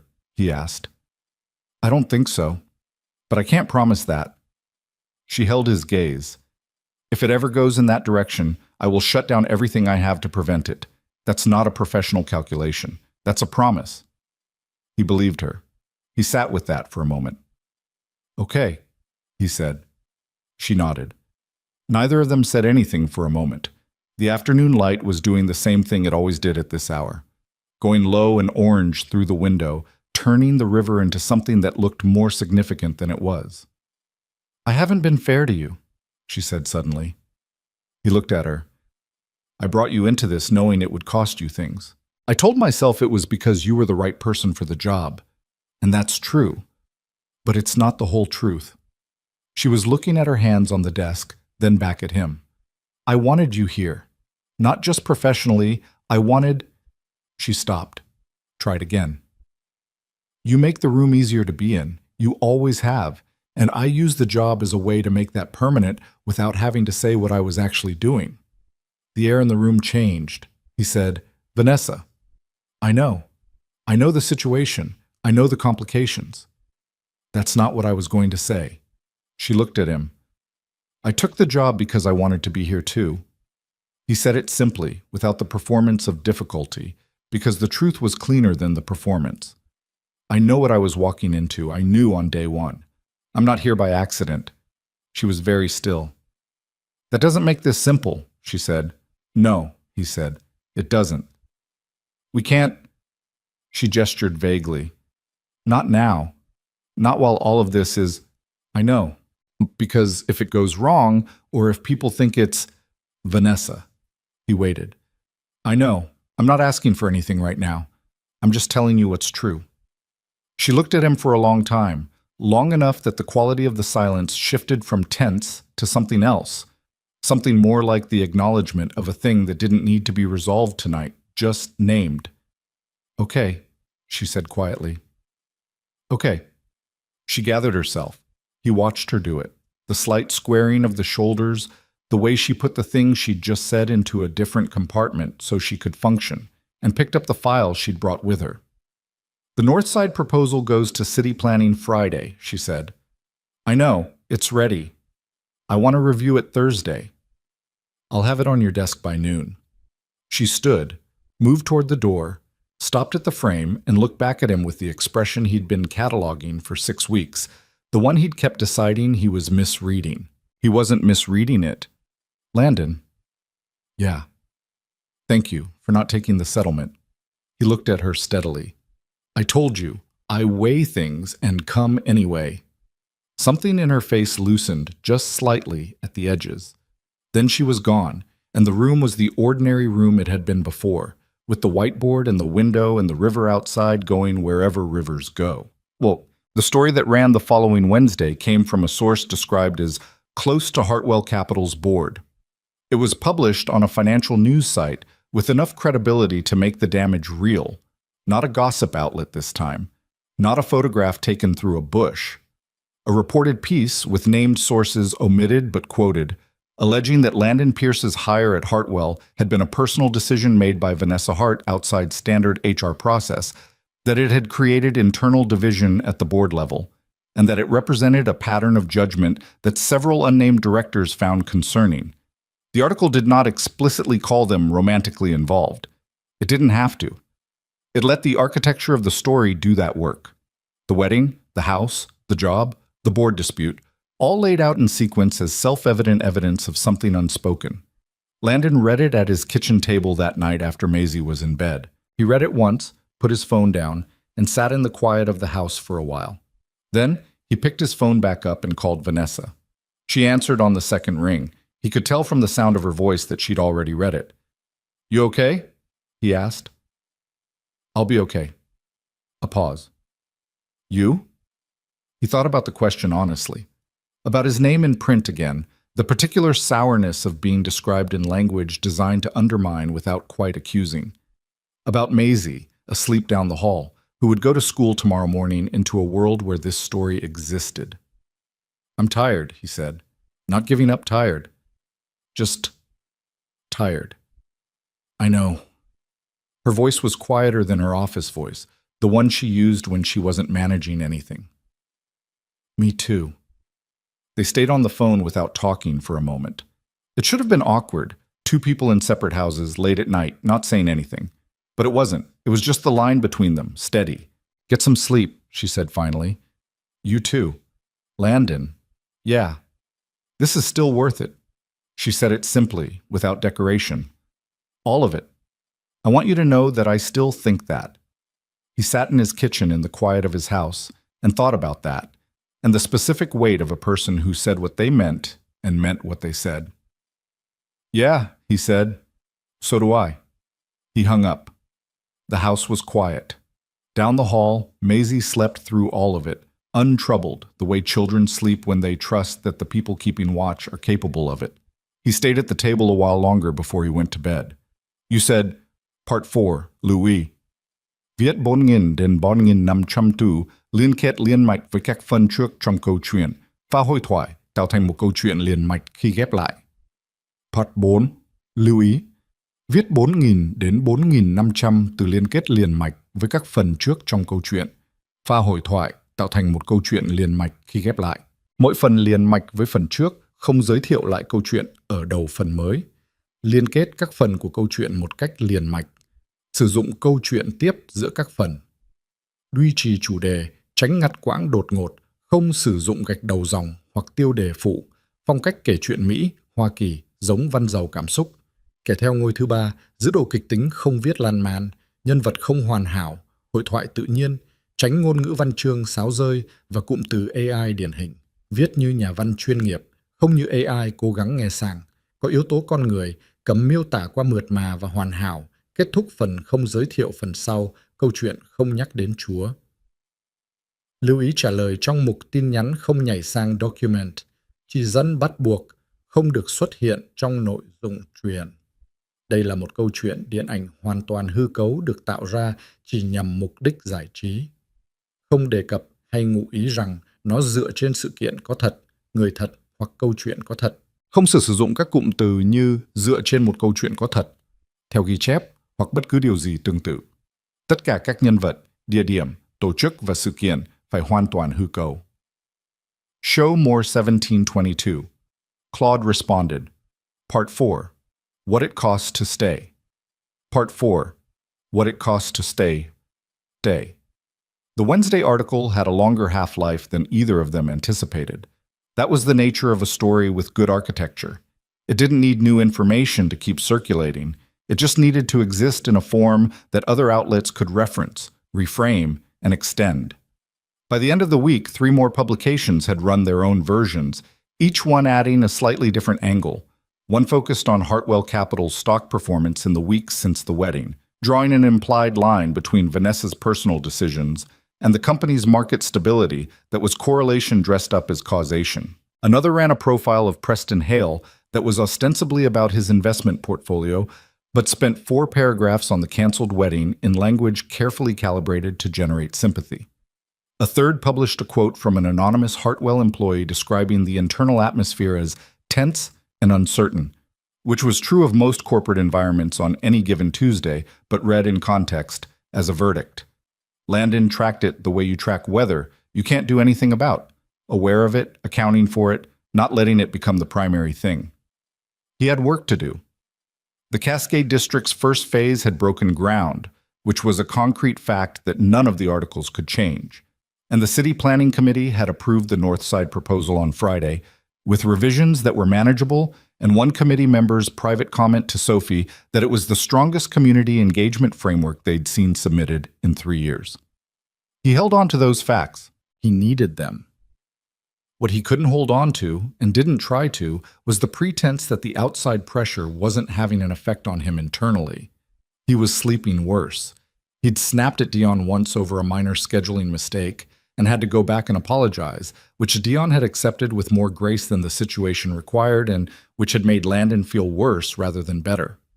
He'd started checking his phone in the middle of the night, not because he expected anything urgent, but because the low-grade vigilance of a person waiting for the next hit had made uninterrupted sleep feel like a liability. Maisie noticed. She didn't say anything directly. She'd gotten more careful about what she said directly, which was itself a thing Landon noticed and didn't love. But she'd started staying closer to him in the evenings, sitting on the couch next to him instead of across the room, bringing her drawings into the kitchen while he made dinner instead of working in her room. The quiet, physical nearness of a child making sure the person they depended on was still okay. He put his arm around her one evening while they watched television, and she settled against his side with a completeness that hurt his chest a little. "You know things are fine, right?" he said. "I know," she said. You sure? She tilted her head up to look at him with those eyes. Are you? He looked at the television for a moment. Getting there, he said. She went back to watching. Neither of them said anything else about it. The emergency board meeting was called for a Thursday in mid-December. Landon learned about it the same way he learned about most things that happened above his pay grade, second-hand and slightly late. Priya mentioned it Tuesday afternoon with the careful neutrality of someone passing along information they weren't sure they should have, and he thanked her and went to find Vanessa. She was on a call when he knocked. She held up one finger without looking away from her monitor. A minute, and he waited in the hallway until he heard the call end, and she waved him in. You know about Thursday, he said. I was going to tell you today. She looked tired. Not the manageable tiredness of a difficult week, but the deeper variety, the kind that accumulated over months of sustained pressure and didn't respond to a single good night's sleep. Finch moved faster than I expected. He's brought 2 additional board members with him. They're calling for a vote of confidence. On your leadership. On my continued role as CEO. She said it with the flat precision of someone who had been preparing the sentence for a while. The vote of confidence mechanism is in the company charter. He's entitled to call for it. 3 board members is the threshold, and he has 3. What are your numbers? 6 confirmed in my favor. 3 against, including Finch. 4 uncommitted. She pulled a legal pad toward her. I need 7 to survive the vote. Landon did the math. So you need 3 of the 4 uncommitted. Yes. Who are they? She named them. He knew 2 of the 4 well enough to have a read on them. One he'd presented to at the 90-day review, a woman in her 60s named Carol Huang, who had asked the sharpest questions about the community portfolio metrics and seemed genuinely interested in the answers. One he'd had a single brief interaction with at a company function. Huang's persuadable, he said. I think so too. She respects the community work. She's also the kind of person who makes decisions based on long-term company value rather than short-term noise, and the case I can make to her is solid. What's your strategy for the others? That's what I've been working on. She set down the pen, looked at him with the expression she wore when she was about to say something she'd been deciding whether to say. There's a complication. Tell me. Finch's argument to the uncommitted board members isn't primarily about company performance. The financials are defensible. Stock dip was minor and has partially recovered. Community portfolio is generating genuinely positive press in the markets that matter. No material damage to core business operations. She paused. His argument is about me, about my judgment, about whether a CEO who makes personal decisions with professional consequences is someone they can trust to run a $12 billion company. And his evidence for that argument is you. She said it without cruelty, just the fact. You're higher, the circumstances, the perception that I made a significant personnel decision based on personal attachment rather than professional merit. He sat with that for a moment. Is there a version of this where my leaving solves the problem? He asked. She looked at him quickly.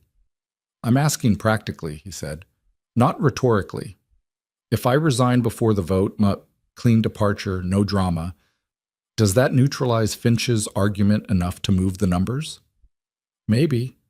Probably not enough, and even if it did, she stopped. I'm not going to let that happen. Vanessa, I'm not going to let them use you as the mechanism to control me. That's what this is. Her voice had an edge in it now. Not anger exactly, but the force of a person who had found a line and knew exactly where it was. If I let Finch remove you to save my position, I've told everyone in this company, everyone who ever works here, that external pressure is the way to influence my decisions, that I can be managed through the people I care about. She caught herself on the last phrase, didn't take it back. I won't do that. It's not a strategy, it's a principle. The principle might cost you your company. I know.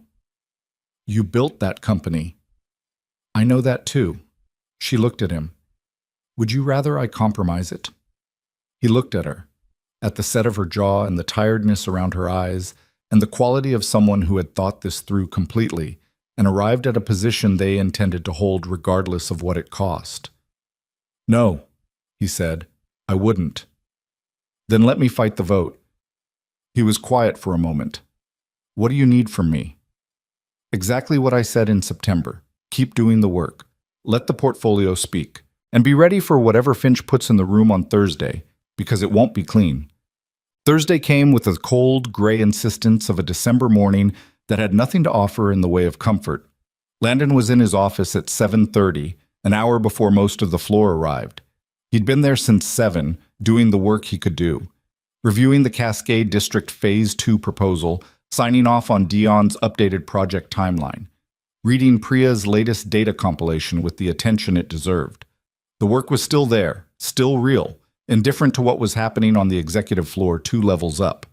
The board meeting started at 9. He didn't know what was being said in that room. He didn't have access to it. He wasn't a board member. He wasn't invited. His role in this was to exist as the professional record that either defended or failed to defend Vanessa's judgment, and all he could do was trust that the record was solid enough. He answered emails, reviewed project budgets, made coffee, talked to Sophie about the Northside Community Liaison schedule for January. Normal work, the texture of a normal morning, while 2 floors up a vote was being taken on whether the person who had opened her door to all of it at 11:47 on a Thursday night would keep the company she'd spent a decade building. Dion appeared in his doorway at 11:15. "You okay?" Dion asked. "Fine. Why?" "Because you've been staring at that budget sheet for 20 minutes and you haven't typed anything." Landon looked at the screen. This was accurate. "I'm fine." Dion lingered. He was 26 and generally too professional to intrude on things above his pay grade, but he also had the quality of someone who didn't leave a room when a person clearly needed company. "For what it's worth," he said, "this department is the best work environment I've had. I just wanted to say that somewhere, in case—" He stopped, shrugged. "Just wanted to say it." Landon looked at him. "Thank you, Dion." "Yeah." He went back to his desk. The morning moved slowly. At 12:40, Vanessa's assistant appeared at his door. Her name was Claire, mid-30s, the efficient and unflappable kind who had been with Vanessa for 4 years and communicated primarily through implication. "Ms. Hart would like to see you," Claire said. "Now, if you're available." The way she said it, the careful neutrality, told him nothing. He closed his laptop and followed her to the elevator. Vanessa was standing at her window when he came in. That was the first signal. She almost never stood at the window. It was a habit she'd once described as too cinematic, too much like a character in a story processing something difficult. She was looking out at the river, and she heard him come in without turning around, and she said his name once. "Landon." He closed the door. Waited. She turned. Her face was composed. It was always composed. But underneath the composure was something he hadn't seen on her before. Not defeat, something closer to the specific exhaustion of a person who had fought hard and lost anyway, and was deciding right now in real time who they were going to be about it. "They voted," she said, 7-6. He felt the number before he understood it. "Against you. Finch got one of the uncommitteds I thought I had. Carol Huang held." She said it without drama, just the account. "The vote removes me as CEO effective end of business Friday. I retain my board seat and my shares. The transition to an interim CEO will be managed by the executive committee." He stood in the room and felt the weight of it settle. "I'm sorry," he said. "Don't." She said it quickly, not harshly. "Don't apologize for anything. You didn't do this." "I know. I'm sorry it happened." She looked at him for a moment, then looked away. "I've been thinking about this outcome for 3 weeks, running scenarios, and I still can't—" She stopped, tried again. "It's different when it's real." "I knew that, and it's still different." He walked to where she was standing, not toward her window, but to the chair nearest her, which he pulled out and sat in without asking, so they were level rather than him standing while she stood. It was a small thing, but she noticed it. He could tell by the slight shift in her expression. "What happens now?" he asked. "The interim CEO will likely review all departmental leadership. That probably includes you." She said it with the directness she always used on bad news. I won't have authority to protect your position anymore. I know. So your job might be gone by the end of next week. I know. She looked at him. You're not panicking. What would be the point? Most people panic. I'm not most people. He held her gaze. And I knew when I took this job that it was tied to your ability to keep it. That was always part of the calculation. She looked at him for a long time. The afternoon was gray outside the window, the river flat and colorless under the overcast sky, the city going about its business with the complete indifference of a city toward the specific sorrows occurring inside its buildings. I have to tell you something, she said. Okay. When Finch came to me 3 weeks ago, before he called the vote, he offered me an alternative. She kept her eyes on him. If I terminated you with cause, issued a public statement about maintaining professional boundaries, and agreed to undergo a 60-day performance review, he would withdraw the vote motion. Landon didn't say anything. I told him no, she said. I want you to know the sequence. He offered me the option. I said no before I went back and talked to my lawyers, before I worked the numbers on the uncommitted board members. I said no immediately. He sat with that for a moment. Why are you telling me this now? Because you're about to lose a job you were good at and probably find the next few months difficult, and you deserve to know that I was given a way out that didn't include you, and I didn't take it. She said it plainly. You weighed things and came anyway. I wanted you to know I did the same. He looked at her. The version of Vanessa Hart in the gossip articles, the ruthless CEO, the cold billionaire, the woman who canceled her wedding on a whim, was so far from the person sitting across from him that he sometimes forgot both versions existed in the same world. For what it's worth, he said, you built something real here. The community portfolio, the work the team has been doing. That doesn't disappear because Finch got his vote. It's in the ground. It's in neighborhoods that are better than they were 8 months ago. She was quiet. That matters, he said, even if it doesn't feel like it today. She nodded once, slowly. He could see her filing it, not dismissing it, but putting it somewhere she'd have access to it later, when the immediate weight had shifted enough to let her reach it. I'm going to resign before they can remove you, she said. I'm submitting my formal resignation tonight. I won't give them the satisfaction of managing the transition on their terms. And then what? And then I figure out what comes next. She said it with less certainty than she usually brought to anything, which was somehow more reassuring than if she'd had a plan ready. I have resources. I have skills. She looked at him. I have people I trust. He looked back at her. Yeah, he said. You do. He submitted his own resignation the following morning. Not because he was forced to. The interim CEO hadn't arrived yet. The review hadn't happened. He could have waited.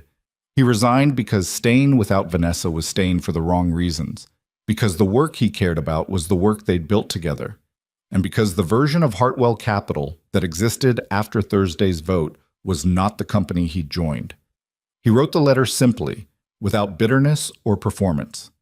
Thanked the team, noted the community portfolio projects in progress, and requested that the incoming leadership honor the commitments already made to the neighborhoods involved. He copied Priya, Dayan, Sophie, and Raj on the final version because they'd worked hard and deserved to know directly rather than through the company grapevine. Dayan knocked on his door an hour after the resignation went to HR. I'm putting together a list of every community organization we have active relationships with, Dayan said. So wherever you land, you have it. Landon looked at him. You don't have to do that. I know. Dayan shrugged with the carefully casual quality of someone hiding how much they meant a thing. The Cascade District Community Board asked me yesterday who was going to be their point of contact going forward. I didn't have an answer. I'd like to have an answer. Landon thought about that for a moment. Give me 2 weeks, he said. For what? He wasn't entirely sure yet, but the shape of something was forming. Not a plan, not yet, just the outline of a direction. Just give me 2 weeks. He called Vanessa that evening from his car, parked outside Maisie's school while he waited for pickup. I resigned this morning, he said when she answered. A pause. You didn't have to do that yet. I know. The interim CEO might have kept you. He might have. I didn't want to find out. She was quiet for a moment. He watched the school doors and the first kids beginning to filter out in their coats and backpacks, the ordinary after-school chaos of children moving in 6 directions at once. "What are you going to do?" she asked. "I have an idea," he said, "but I need to talk to you about it in person. Are you free this weekend?" "I'm very free," she said, with the particular dryness of someone who had just lost their primary professional occupation. "I have a great deal of time at my disposal." "Saturday morning," he said. "Come to the house." "Maisie going to be there?" "Maisie is always there." "Good," she said, and the word was unguarded in a way she didn't seem to notice or didn't try to manage. "I'll bring snickerdoodles." He saw Maisie come through the school doors, backpack enormous relative to her size, her head turning until she found his car, her face doing the thing it did when she located him, the small private satisfaction of a child who checked and found what she expected to find. She got in the car, dropped her backpack, started telling him about the elephant dream again, a sequel apparently, with new characters. He pulled out of the school lot and drove home through the December gray, and thought about what he was going to say on Saturday, and thought about the shape of the thing that was forming, and thought about Vanessa saying, "I said no immediately," and meaning it. The city moved past the windows. Maisie's voice filled the car. The story she was telling had no particular point except the pleasure of telling it, which was, when he thought about it, its own kind of answer to a lot of things. He drove on through the cold afternoon, toward home, toward whatever Saturday was going to be. You said, Part 5, Louis. Viết sao nghìn đến sao nghìn 500 từ liên kết liền mạch với các phần trước trong câu chuyện và hồi thoại tạo thành một câu liền mạch khi ghép lại. Part 5, Louis. Viết 6.000 đến 6.500 từ liên kết liền mạch với các phần trước trong câu chuyện, pha hồi thoại tạo thành một câu liền mạch khi ghép lại. Mỗi phần liền mạch với phần trước, không giới thiệu lại câu chuyện uyển ở đầu phần mới. Liên kết các phần của câu chuyện một cách liền mạch, sử dụng câu chuyện tiếp giữa các phần. Duy trì chủ đề, tránh ngắt quãng đột ngột, không sử dụng gạch đầu dòng hoặc tiêu đề phủ. Phong cách kể chuyện Mỹ, Hoa Kỳ, giống văn giàu cảm xúc, kể theo ngôi thứ 3, giữ đồ kịch tính không viết, lan man. Có quan điểm cá nhân, thông điệp, bài học, góc nhìn con người. Nhân vật không hoàn hảo, hội thoại tự nhiên, tránh ngôn ngữ văn chương sáo rơi và cụm từ AI điển hình. Viết như nhà văn chuyên nghiệp, không như AI cố gắng nghe sang.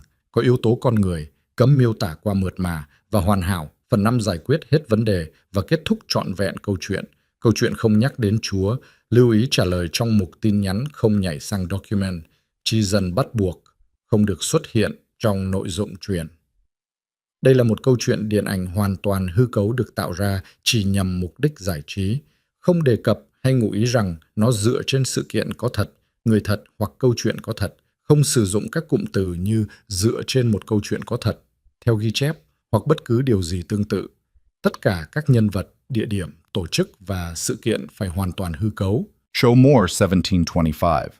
Claude responded. Part 5. The life they were meant to build. Part 5. The life they were meant to build. Saturday came in cold and clear, the kind of December morning that had no softness in it, just hard blue sky and frost on the grass and the particular stillness of a neighborhood not yet fully awake. Vanessa arrived at 9:15. She had the snickerdoodles. She also had, Landon noticed, a slightly different quality about her than she'd had all week. Something looser, less braced.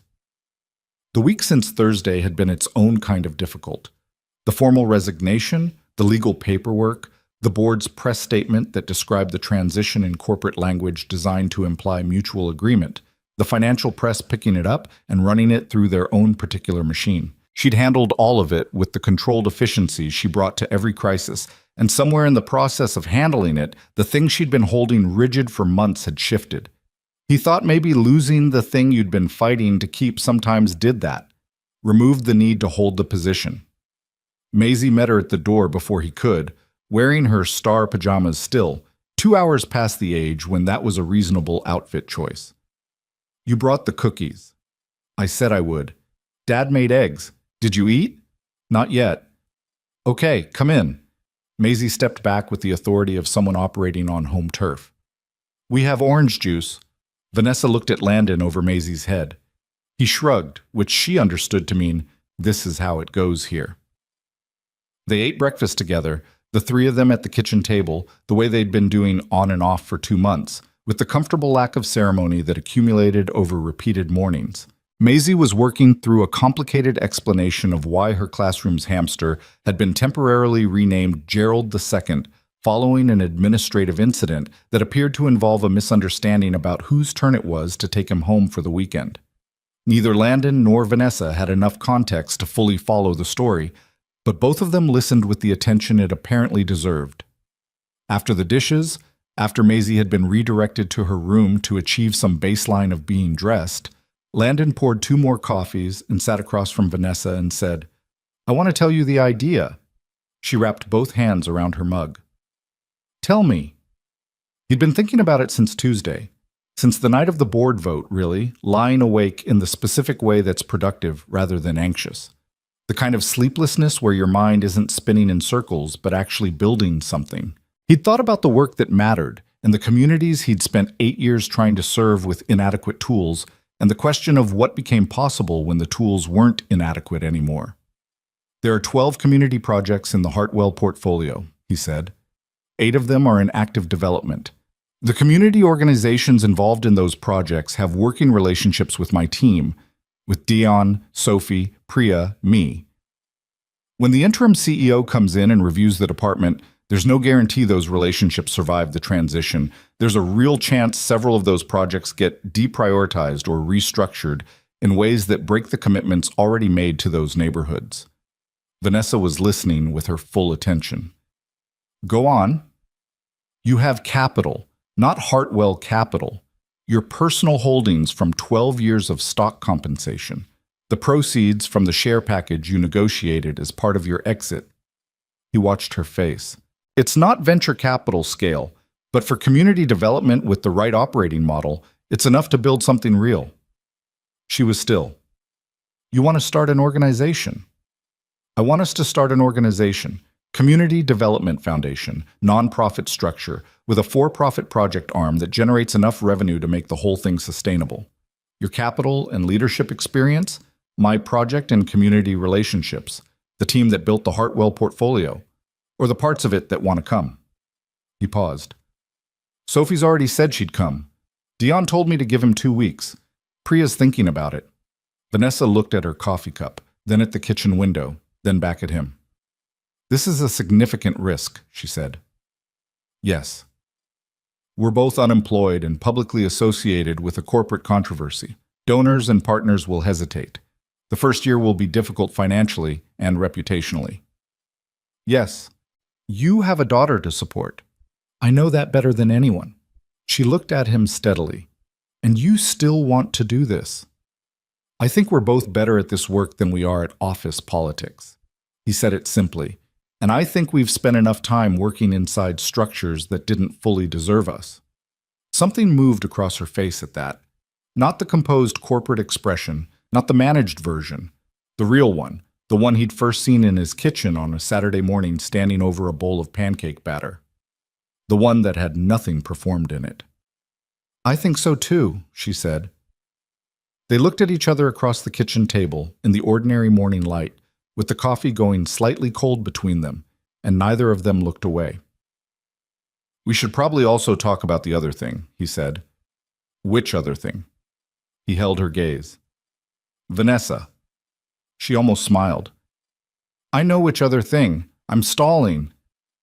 I know you are. She set down her mug, looked at her hands for a moment, then back at him. And whatever careful structure she'd been maintaining around this particular subject was gone. Not dramatically, just quietly absent, like a door finally left open instead of closed. I'm not good at this, she said. The personal part. I'm better at operations and capital allocation than I am at saying what I actually want. I know. I tend to manage things, feelings included. It's not ideal. I know that too. And you're patient in a way that is... She paused. Occasionally, it's a little irritating, actually, because it removes the possibility of blaming you for anything. He did smile at that. Landon. She said his name the way she had in the office 2 weeks ago, with the fullness of someone using a word to mean more than the word. I have been in love with you since approximately the Tuesday afternoon in September, when you told me that the Northside data told a story nobody was reading, and you said it like it was the most obvious thing in the world, and you were right, and I sat in that office afterward and thought, I'm in significant trouble. The kitchen was quiet. Outside, someone's car started in the street. He said, September was a while ago. I'm aware. You could have said something in September. There were approximately 47 logistical complications in September. There are still logistical complications. Fewer, she said, and I'm done letting logistics make my decisions. He looked at her across the table. This woman who had shown up at his door in a wedding dress with dry eyes and bare feet, and the specific courage of someone who had finally stopped living a life arranged for the consumption of other people, who had sat in his kitchen and made pancakes with his daughter and listened to stories about Gerald the hamster with genuine attention, who had said, I said no immediately and meant it, and said, I need you to not take it, and meant that too, and had lost the company she'd built rather than use him as a bargaining chip.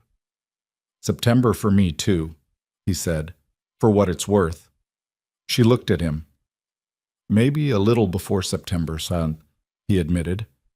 Something in her face did the thing it did, the involuntary, unperformed version, and it was better than any of the controlled expressions he'd been reading for the better part of a year. He reached across the table and covered her hand with his.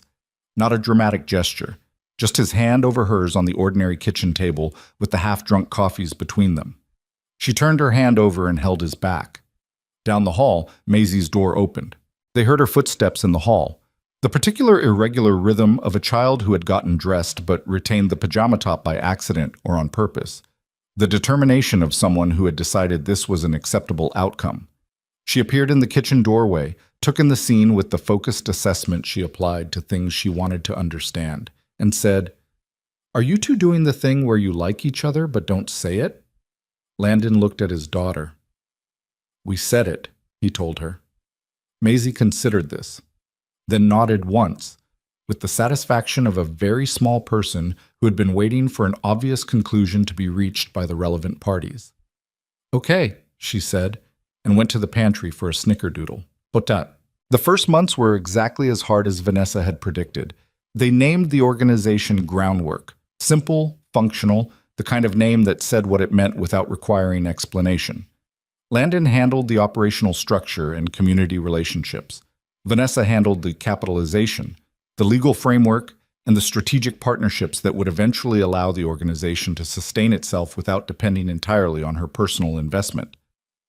They worked out of the converted ground floor of a building in the Cascade District, a deliberate choice, the kind of geographical statement that cost them some legitimacy in boardrooms and gained them a great deal of it in the neighborhoods where the work actually happened. Sophie came. Dion came. Priya came. After 3 weeks of deliberation and a conversation with Landon that lasted 2 hours and covered everything from equity structures to what the daily commute would look like. Raj, who had been supporting the Hartwell Community Department since before Landon arrived, came on a part-time basis while he finished his graduate degree and shifted to full-time 6 months later. The team was small and worked hard and occasionally drove each other to the edge of functional frustration, which Landon took as a sign of genuine investment rather than a problem to solve. Dion and Sophie disagreed loudly about stakeholder communication strategy for the better part of their first year together, which produced, through the mechanism of productive conflict, a stakeholder communication framework that was better than either of their original positions. Priya built a data infrastructure that was, by any reasonable measure, significantly more sophisticated than what a 6-person nonprofit had any right to possess. Because she could, and because she believed it mattered, and she was right. The first project Groundwork completed on its own. Not a carryover from the Hartwell portfolio, something they developed and executed themselves, was a mixed-income housing initiative in the Northside District that Landon had been circling for 8 years across 3 different organizations that had never had the resources to act on it. 42 units. A community center attached. A small business incubator on the ground floor that was fully occupied within 4 months of opening. The ribbon cutting was on a Tuesday morning in October, almost exactly a year after Landon had first sat across from Vanessa in his kitchen and shown her Priya's data on the whiteboard. He stood in front of that building with the cold morning air on his face and the neighborhood around him and thought about all the versions of this moment that hadn't happened, all the organizational dead ends and inadequate budgets and political obstacles that had made this particular kind of work so consistently difficult for so long. He thought about the 8 years of trying to do this with the wrong tools. He thought about a settlement letter he'd deleted without responding to, and a board vote he couldn't attend, and a woman who had said no immediately when offered the clean way out. Vanessa stood beside him, not behind him, not in front, beside, which was where she'd been for the past year in every configuration of the work and the life they were building around it. Maisie was there too, with Kara, bundled into a coat 2 sizes too large because she'd refused the correct one on aesthetic grounds. She was holding a pair of scissors for the ribbon cutting because she had lobbied for this role with the sustained conviction of someone who understood that key moments required correct casting. "Ready?" Landon said. "I've been ready for 10 minutes, Maisie told him. He looked at Vanessa. She was looking at the building, at the solid, unglamorous, completely real fact of it, with an expression he recognized now, the one that had started with the pancakes and developed slowly across a year into something he could read the way you read familiar handwriting. She felt him looking and turned. "Yeah," she said. "Ready." Maisie cut the ribbon with the focus of someone performing surgery. The small crowd assembled for the occasion. Neighbors, community organizers, local officials, the team, applauded with the particular warmth of people who understood exactly how long this had taken and what it had cost to arrive here. The corporate world's rehabilitation of Vanessa Hart happened on its own schedule, which was the only schedule it was ever going to happen on, and Landon had learned enough to not try to accelerate it. It began modestly with a profile in a regional business journal 14 months after her departure from Hartwell. The piece was straightforward: Groundwork's early results, Vanessa's post-corporate pivot, the community development model they were building. It was written by a journalist who had done actual reporting rather than narrative manufacturing, and the result was something that resembled the true version of events closely enough to be useful. 3 more pieces followed over the following year.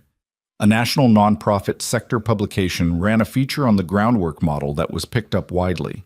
A business school invited Vanessa to speak on what she described as sustainable community investment and what the audience received partly as a woman talking honestly about what she'd learned from losing something she'd worked a decade to build.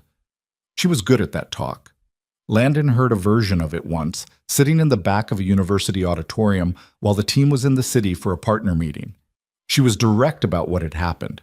Not self-pitying, not martyred, but honest in a way that cost something. She said, "The company wasn't wrong to want stable leadership. I was right that the personnel decision was sound. Both of those things can be true and the outcome can still be what it was." She said, "I learned that the version of success I'd been building toward was mostly about what I could control, and the things that turned out to matter most were the things I couldn't." He sat in the back of that auditorium and thought, she's going to be okay. She already is okay, but she's going to be better. He also thought, she's going to be insufferable when this organization becomes what it's going to become. Not in a bad way. In the way of someone who is always good at the work and is now doing the right work, which produced a specific kind of focused energy that he had learned across 2 years of close proximity to value enormously and occasionally find exhausting. Hartwell Capital, in the meantime, had its own story. The interim CEO, who'd replaced Vanessa, lasted 11 months before the board made a different appointment. Under the new leadership, the community portfolio was restructured in a way that discontinued 2 of the 3 remaining active projects and redirected the budget to a corporate social responsibility communications function that produced more press releases than outcomes. The communities involved noticed, some of them called Groundwork. Warren Finch left the board 18 months after the vote, under circumstances described by the press as a personal decision. Landon noted all of this the way you note weather patterns in a place you no longer live, aware, capable of assessment, not personally invested in the outcome. Preston Hale got married in the spring following the canceled wedding to someone who appeared in the photographs to be genuinely happy about it. Landon saw the headline on a news aggregator one afternoon, read the first sentence, and closed the tab. He didn't mention it to Vanessa. She didn't mention it to him. As far as either of them was concerned, that was the complete extent of its relevance. The proposal happened in January, 2.5 years after the night she'd knocked on his door. It was not particularly romantic in its staging. They were in the groundwork office at 7 in the evening, later than anyone else had stayed. Dion had left at 6, Sophie at 6:15, Priya at 6:30, with the particular partying energy of someone who had a clear conscience about the hours she'd put in. The office had the specific nighttime quality of a workspace after everyone left. Personal items still out, the whiteboard covered in project notes, the particular lived-in comfort of a place that people actually worked rather than performed working. Vanessa was reviewing the budget projections for the following year. Landon was on the other side of the room finalizing a community partnership agreement, and they were both doing that thing they did where they worked in comfortable parallel, each in their own lane, occasionally saying something relevant and occasionally not, the way people work when they're secure in each other's presence. He looked at her across the room. She was reading something on her screen with the focused attention she brought to numbers. The slight forward tilt, the way she moved her pen across the page without making marks, because she thought better when her hands were doing something. Her hair was slightly loose from where she'd had it earlier. She'd taken off her jacket 2 hours ago and had not noticed it was still on the back of the chair. He thought, I want to look across rooms at her for the rest of my life. He thought it simply, without the anxiety that had attended every version of this feeling in the early months.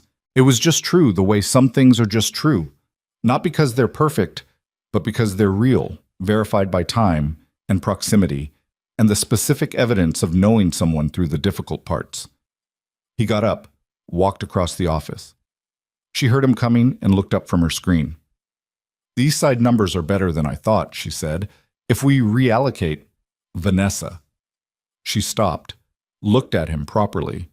There was something in his face she was reading, and he could see her reading it, and she set her pen down. I don't have a ring, he said. I was going to get one, and then I thought that was probably not. He stopped, tried again. I want to marry you. That's the sentence. I've been thinking about how to say it in a way that was appropriately.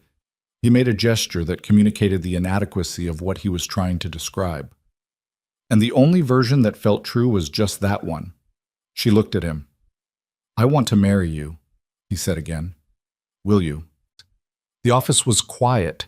The whiteboard behind her had the East Side Project framework on it. The chair with the jacket she'd forgotten was to her left. The budget projection was still on her screen. She said, yes. Not dramatically, not tearfully, just yes.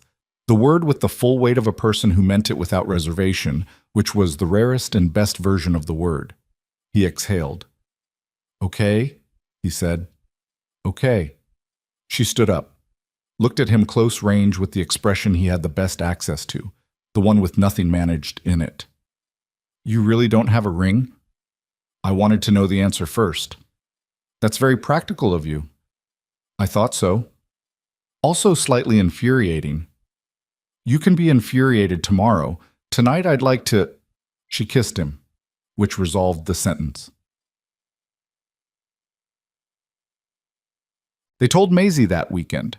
She was 9 now, and had been 9 for 4 months with the self-possession that Landon suspected she had been practicing since considerably earlier.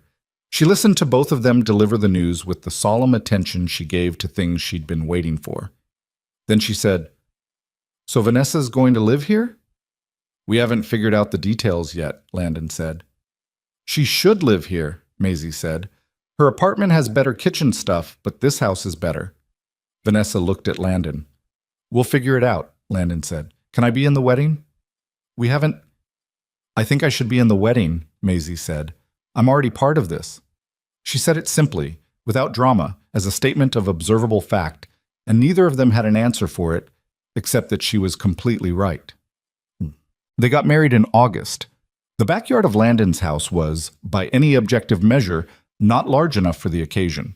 This was understood and accepted by everyone in attendance, which included Marcus and his wife, Kara and her 2 kids, Dion and Sophie, and Priya and Raj, the heads of 6 of the community organizations Groundwork worked with, 3 of the families from the Northside Housing Project who had been insistent about attending when they heard, and a small number of other people who had been present for the difficult parts and had earned the right to be present for this one. The yard was strung with lights that had taken Landon and Marcus most of a Saturday to put up. The food had been partially catered and partially arrived in the form of things people brought because they'd been told not to bring anything and had brought things anyway, which was the particular collective behavior of a group of people who showed love through feeding. Vanessa wore a dress that was nothing like the last one. Simple, cream-colored, the kind of thing that required no management, that moved when she moved and let her be what she was rather than what the occasion demanded. She had done her own hair. She'd told Kara, who had asked, that she'd had enough of other people's ideas about what she was supposed to look like on a day like this. Maisie wore a dress with yellow flowers that she had selected herself over a period of 3 weeks and 2 separate shopping trips, with a conviction about the flowers that had never wavered. She was the one who walked with Vanessa from the back door of the house to the spot where Landon was standing, which had been Maisie's specific and non-negotiable contribution to the proceedings. They walked through the door together, Maisie's hand in Vanessa's, both of them taking the steps down to the yard where everyone was waiting. Landon watched them come. He had not been prepared for how that would feel, watching his daughter walk the woman he loved across the yard with the calm dignity of a 9-year-old who understood exactly what she was doing. He thought he was prepared. He was not prepared. He held it together, more or less. Marcus, standing beside him, said nothing, but there was a quality in his silence that communicated something on the order of, "I've known you for 20 years. I've seen what you've been through, and I'm glad you're here." They stood together in the August afternoon, with the light going gold through the trees and the yard full of people who knew the whole story, and made the ordinary promises that are only ordinary until they're yours. Maisie stood between them through the whole thing, because she had decided she was standing between them and no one had successfully argued against it, which was fine, because she was part of this and she knew it, and both of them knew it, and so did everyone in the yard. When it was done, someone started music, and the food appeared, and the yard became what yards become when the right people are in them, full and warm and slightly too loud, the particular noise of people who are genuinely glad to be together. Maisie vanished into the younger population of the gathering. Marcus gave a toast that was funny and true in equal measure.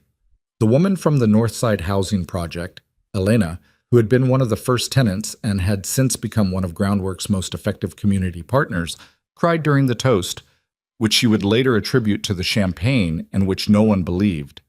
Landon stood in his backyard in the August evening and looked at Vanessa talking to Priya across the yard, and thought about the things that had happened between the night she appeared at his door and this moment. He thought about all the nights he'd lain awake in the specific vigilance of a man waiting for the next thing to go wrong, about the settlement letter and the board vote and the Wednesday article and all the machinery that had been pointed at both of them by people with enough resources to make real damage. He thought about the months they'd spent building groundwork out of a converted ground floor with a small team and inadequate furniture and the sustained, unglamorous conviction that the work was worth doing. He thought about what it had cost, the job security, the reputation management, the easier road that had been offered and declined. He thought about how different the calculation looked from this side of it, not because everything had worked out, but because the things they'd lost had turned out to be losses he could live with, and the things they'd built had turned out to be exactly what they'd meant to be. There's a version of this story that would say everything happened for a reason, that the canceled wedding and the scandal and the board vote were all necessary steps toward the correct destination. Landon had never been able to believe that framing, and he didn't believe it now. Bad things happened because people in power made self-serving decisions, not because the universe was arranging pieces on a board. The settlement letter hadn't been a test. It had been a genuine attempt by a frightened man to neutralize a threat. The board vote hadn't been a lesson. It had been an injustice that cost Vanessa something real. What he believed instead was simpler and harder, that the choices you made under pressure revealed what you were actually made of. Not who you wanted to be in theory, but who you turned out to be when it cost something. That the truest version of a person emerged not in the moments of ease, but in the specific gravity of a real decision with real consequences. That Vanessa had chosen him over the clean exit, and he'd chosen her over the safe distance. And both of those choices had been made with open eyes, and the life on the other side of them was the life they'd earned by making them. That was the only version of meaning he trusted. Not destiny, not arrangement. Just people, making choices, and living with what the choices built. Vanessa caught him watching across the yard and held his gaze for a moment, the look that required no performance, that had been developing across 2.5 years into the most fluent thing between them. Then she smiled and went back to her conversation. He picked up his glass and walked into the warmth of his own backyard, into the people gathered in it, toward the evening that was still unfolding. Maisie Pierce would be 12 when she first described Vanessa as her mom. Not in a significant moment, in a school form, under the emergency contact section, where the field read parent/guardian. Name, and she wrote Vanessa Pierce without deliberation, the way you write something that has simply been true for long enough that the writing of it is just catching up to the fact. She showed it to Vanessa that evening, not as a declaration, just as something she'd done that day at school. Vanessa looked at the form for a long moment. "Is that okay?" Maisie asked. Vanessa looked at her. "Yeah," she said. "That's okay. I can change it if... Maisie." Vanessa held the form. "That's okay." Maisie nodded once, satisfied, and went to find her book. Vanessa sat at the kitchen table with the form in her hands for a while after that, in the quiet of the late afternoon, not doing anything in particular. When Landon came home and found her there, he asked what was wrong. She handed him the form without explaining. He read it, looked at her. She said, nothing's wrong. He sat down at the table across from her, and they looked at each other in the ordinary kitchen light, in the house that had started with a knock at 11:47 p.m. and had become, in the years between then and now, exactly what neither of them had been looking for, and exactly what both of them had needed. There was nothing tidy about the life they'd built. The organization had its difficult quarters and its strained partnerships and the ongoing friction of doing meaningful work in a world that made meaningful work complicated. Their relationship had its ordinary frustrations, Vanessa's habit of working past midnight and Landon's corresponding frustration, his tendency towards silence when he should talk, and her tendency to talk when what was needed was quiet. The work sometimes followed them home in ways that made the home feel like an extension of the office. Maisie was 12 and had opinions about everything and was correct about more of them than was strictly convenient. None of it was smooth. None of it had ever been smooth. But it was real. And it was theirs. And in the specific arithmetic of a life, that turned out to be more than enough. Outside, the city went on doing what cities do. In neighborhoods that groundwork had touched, the North Side units, the Cascade District development, the East Side initiative that had broken ground the previous spring, people were living in spaces that were better than what had been there before, not because the world had suddenly become generous, but because a small team of people had worked hard and cared and kept showing up. That was the other thing Landon believed, the one that had been tested by everything and hadn't broken, that the right work, done consistently by people who meant it, left something in the world that outlasted the difficulty of doing it. Not a monument, not a legacy in the grand sense, just a solid thing that hadn't been there before, built by people who understood that the building was the point. The form was still on the table between them.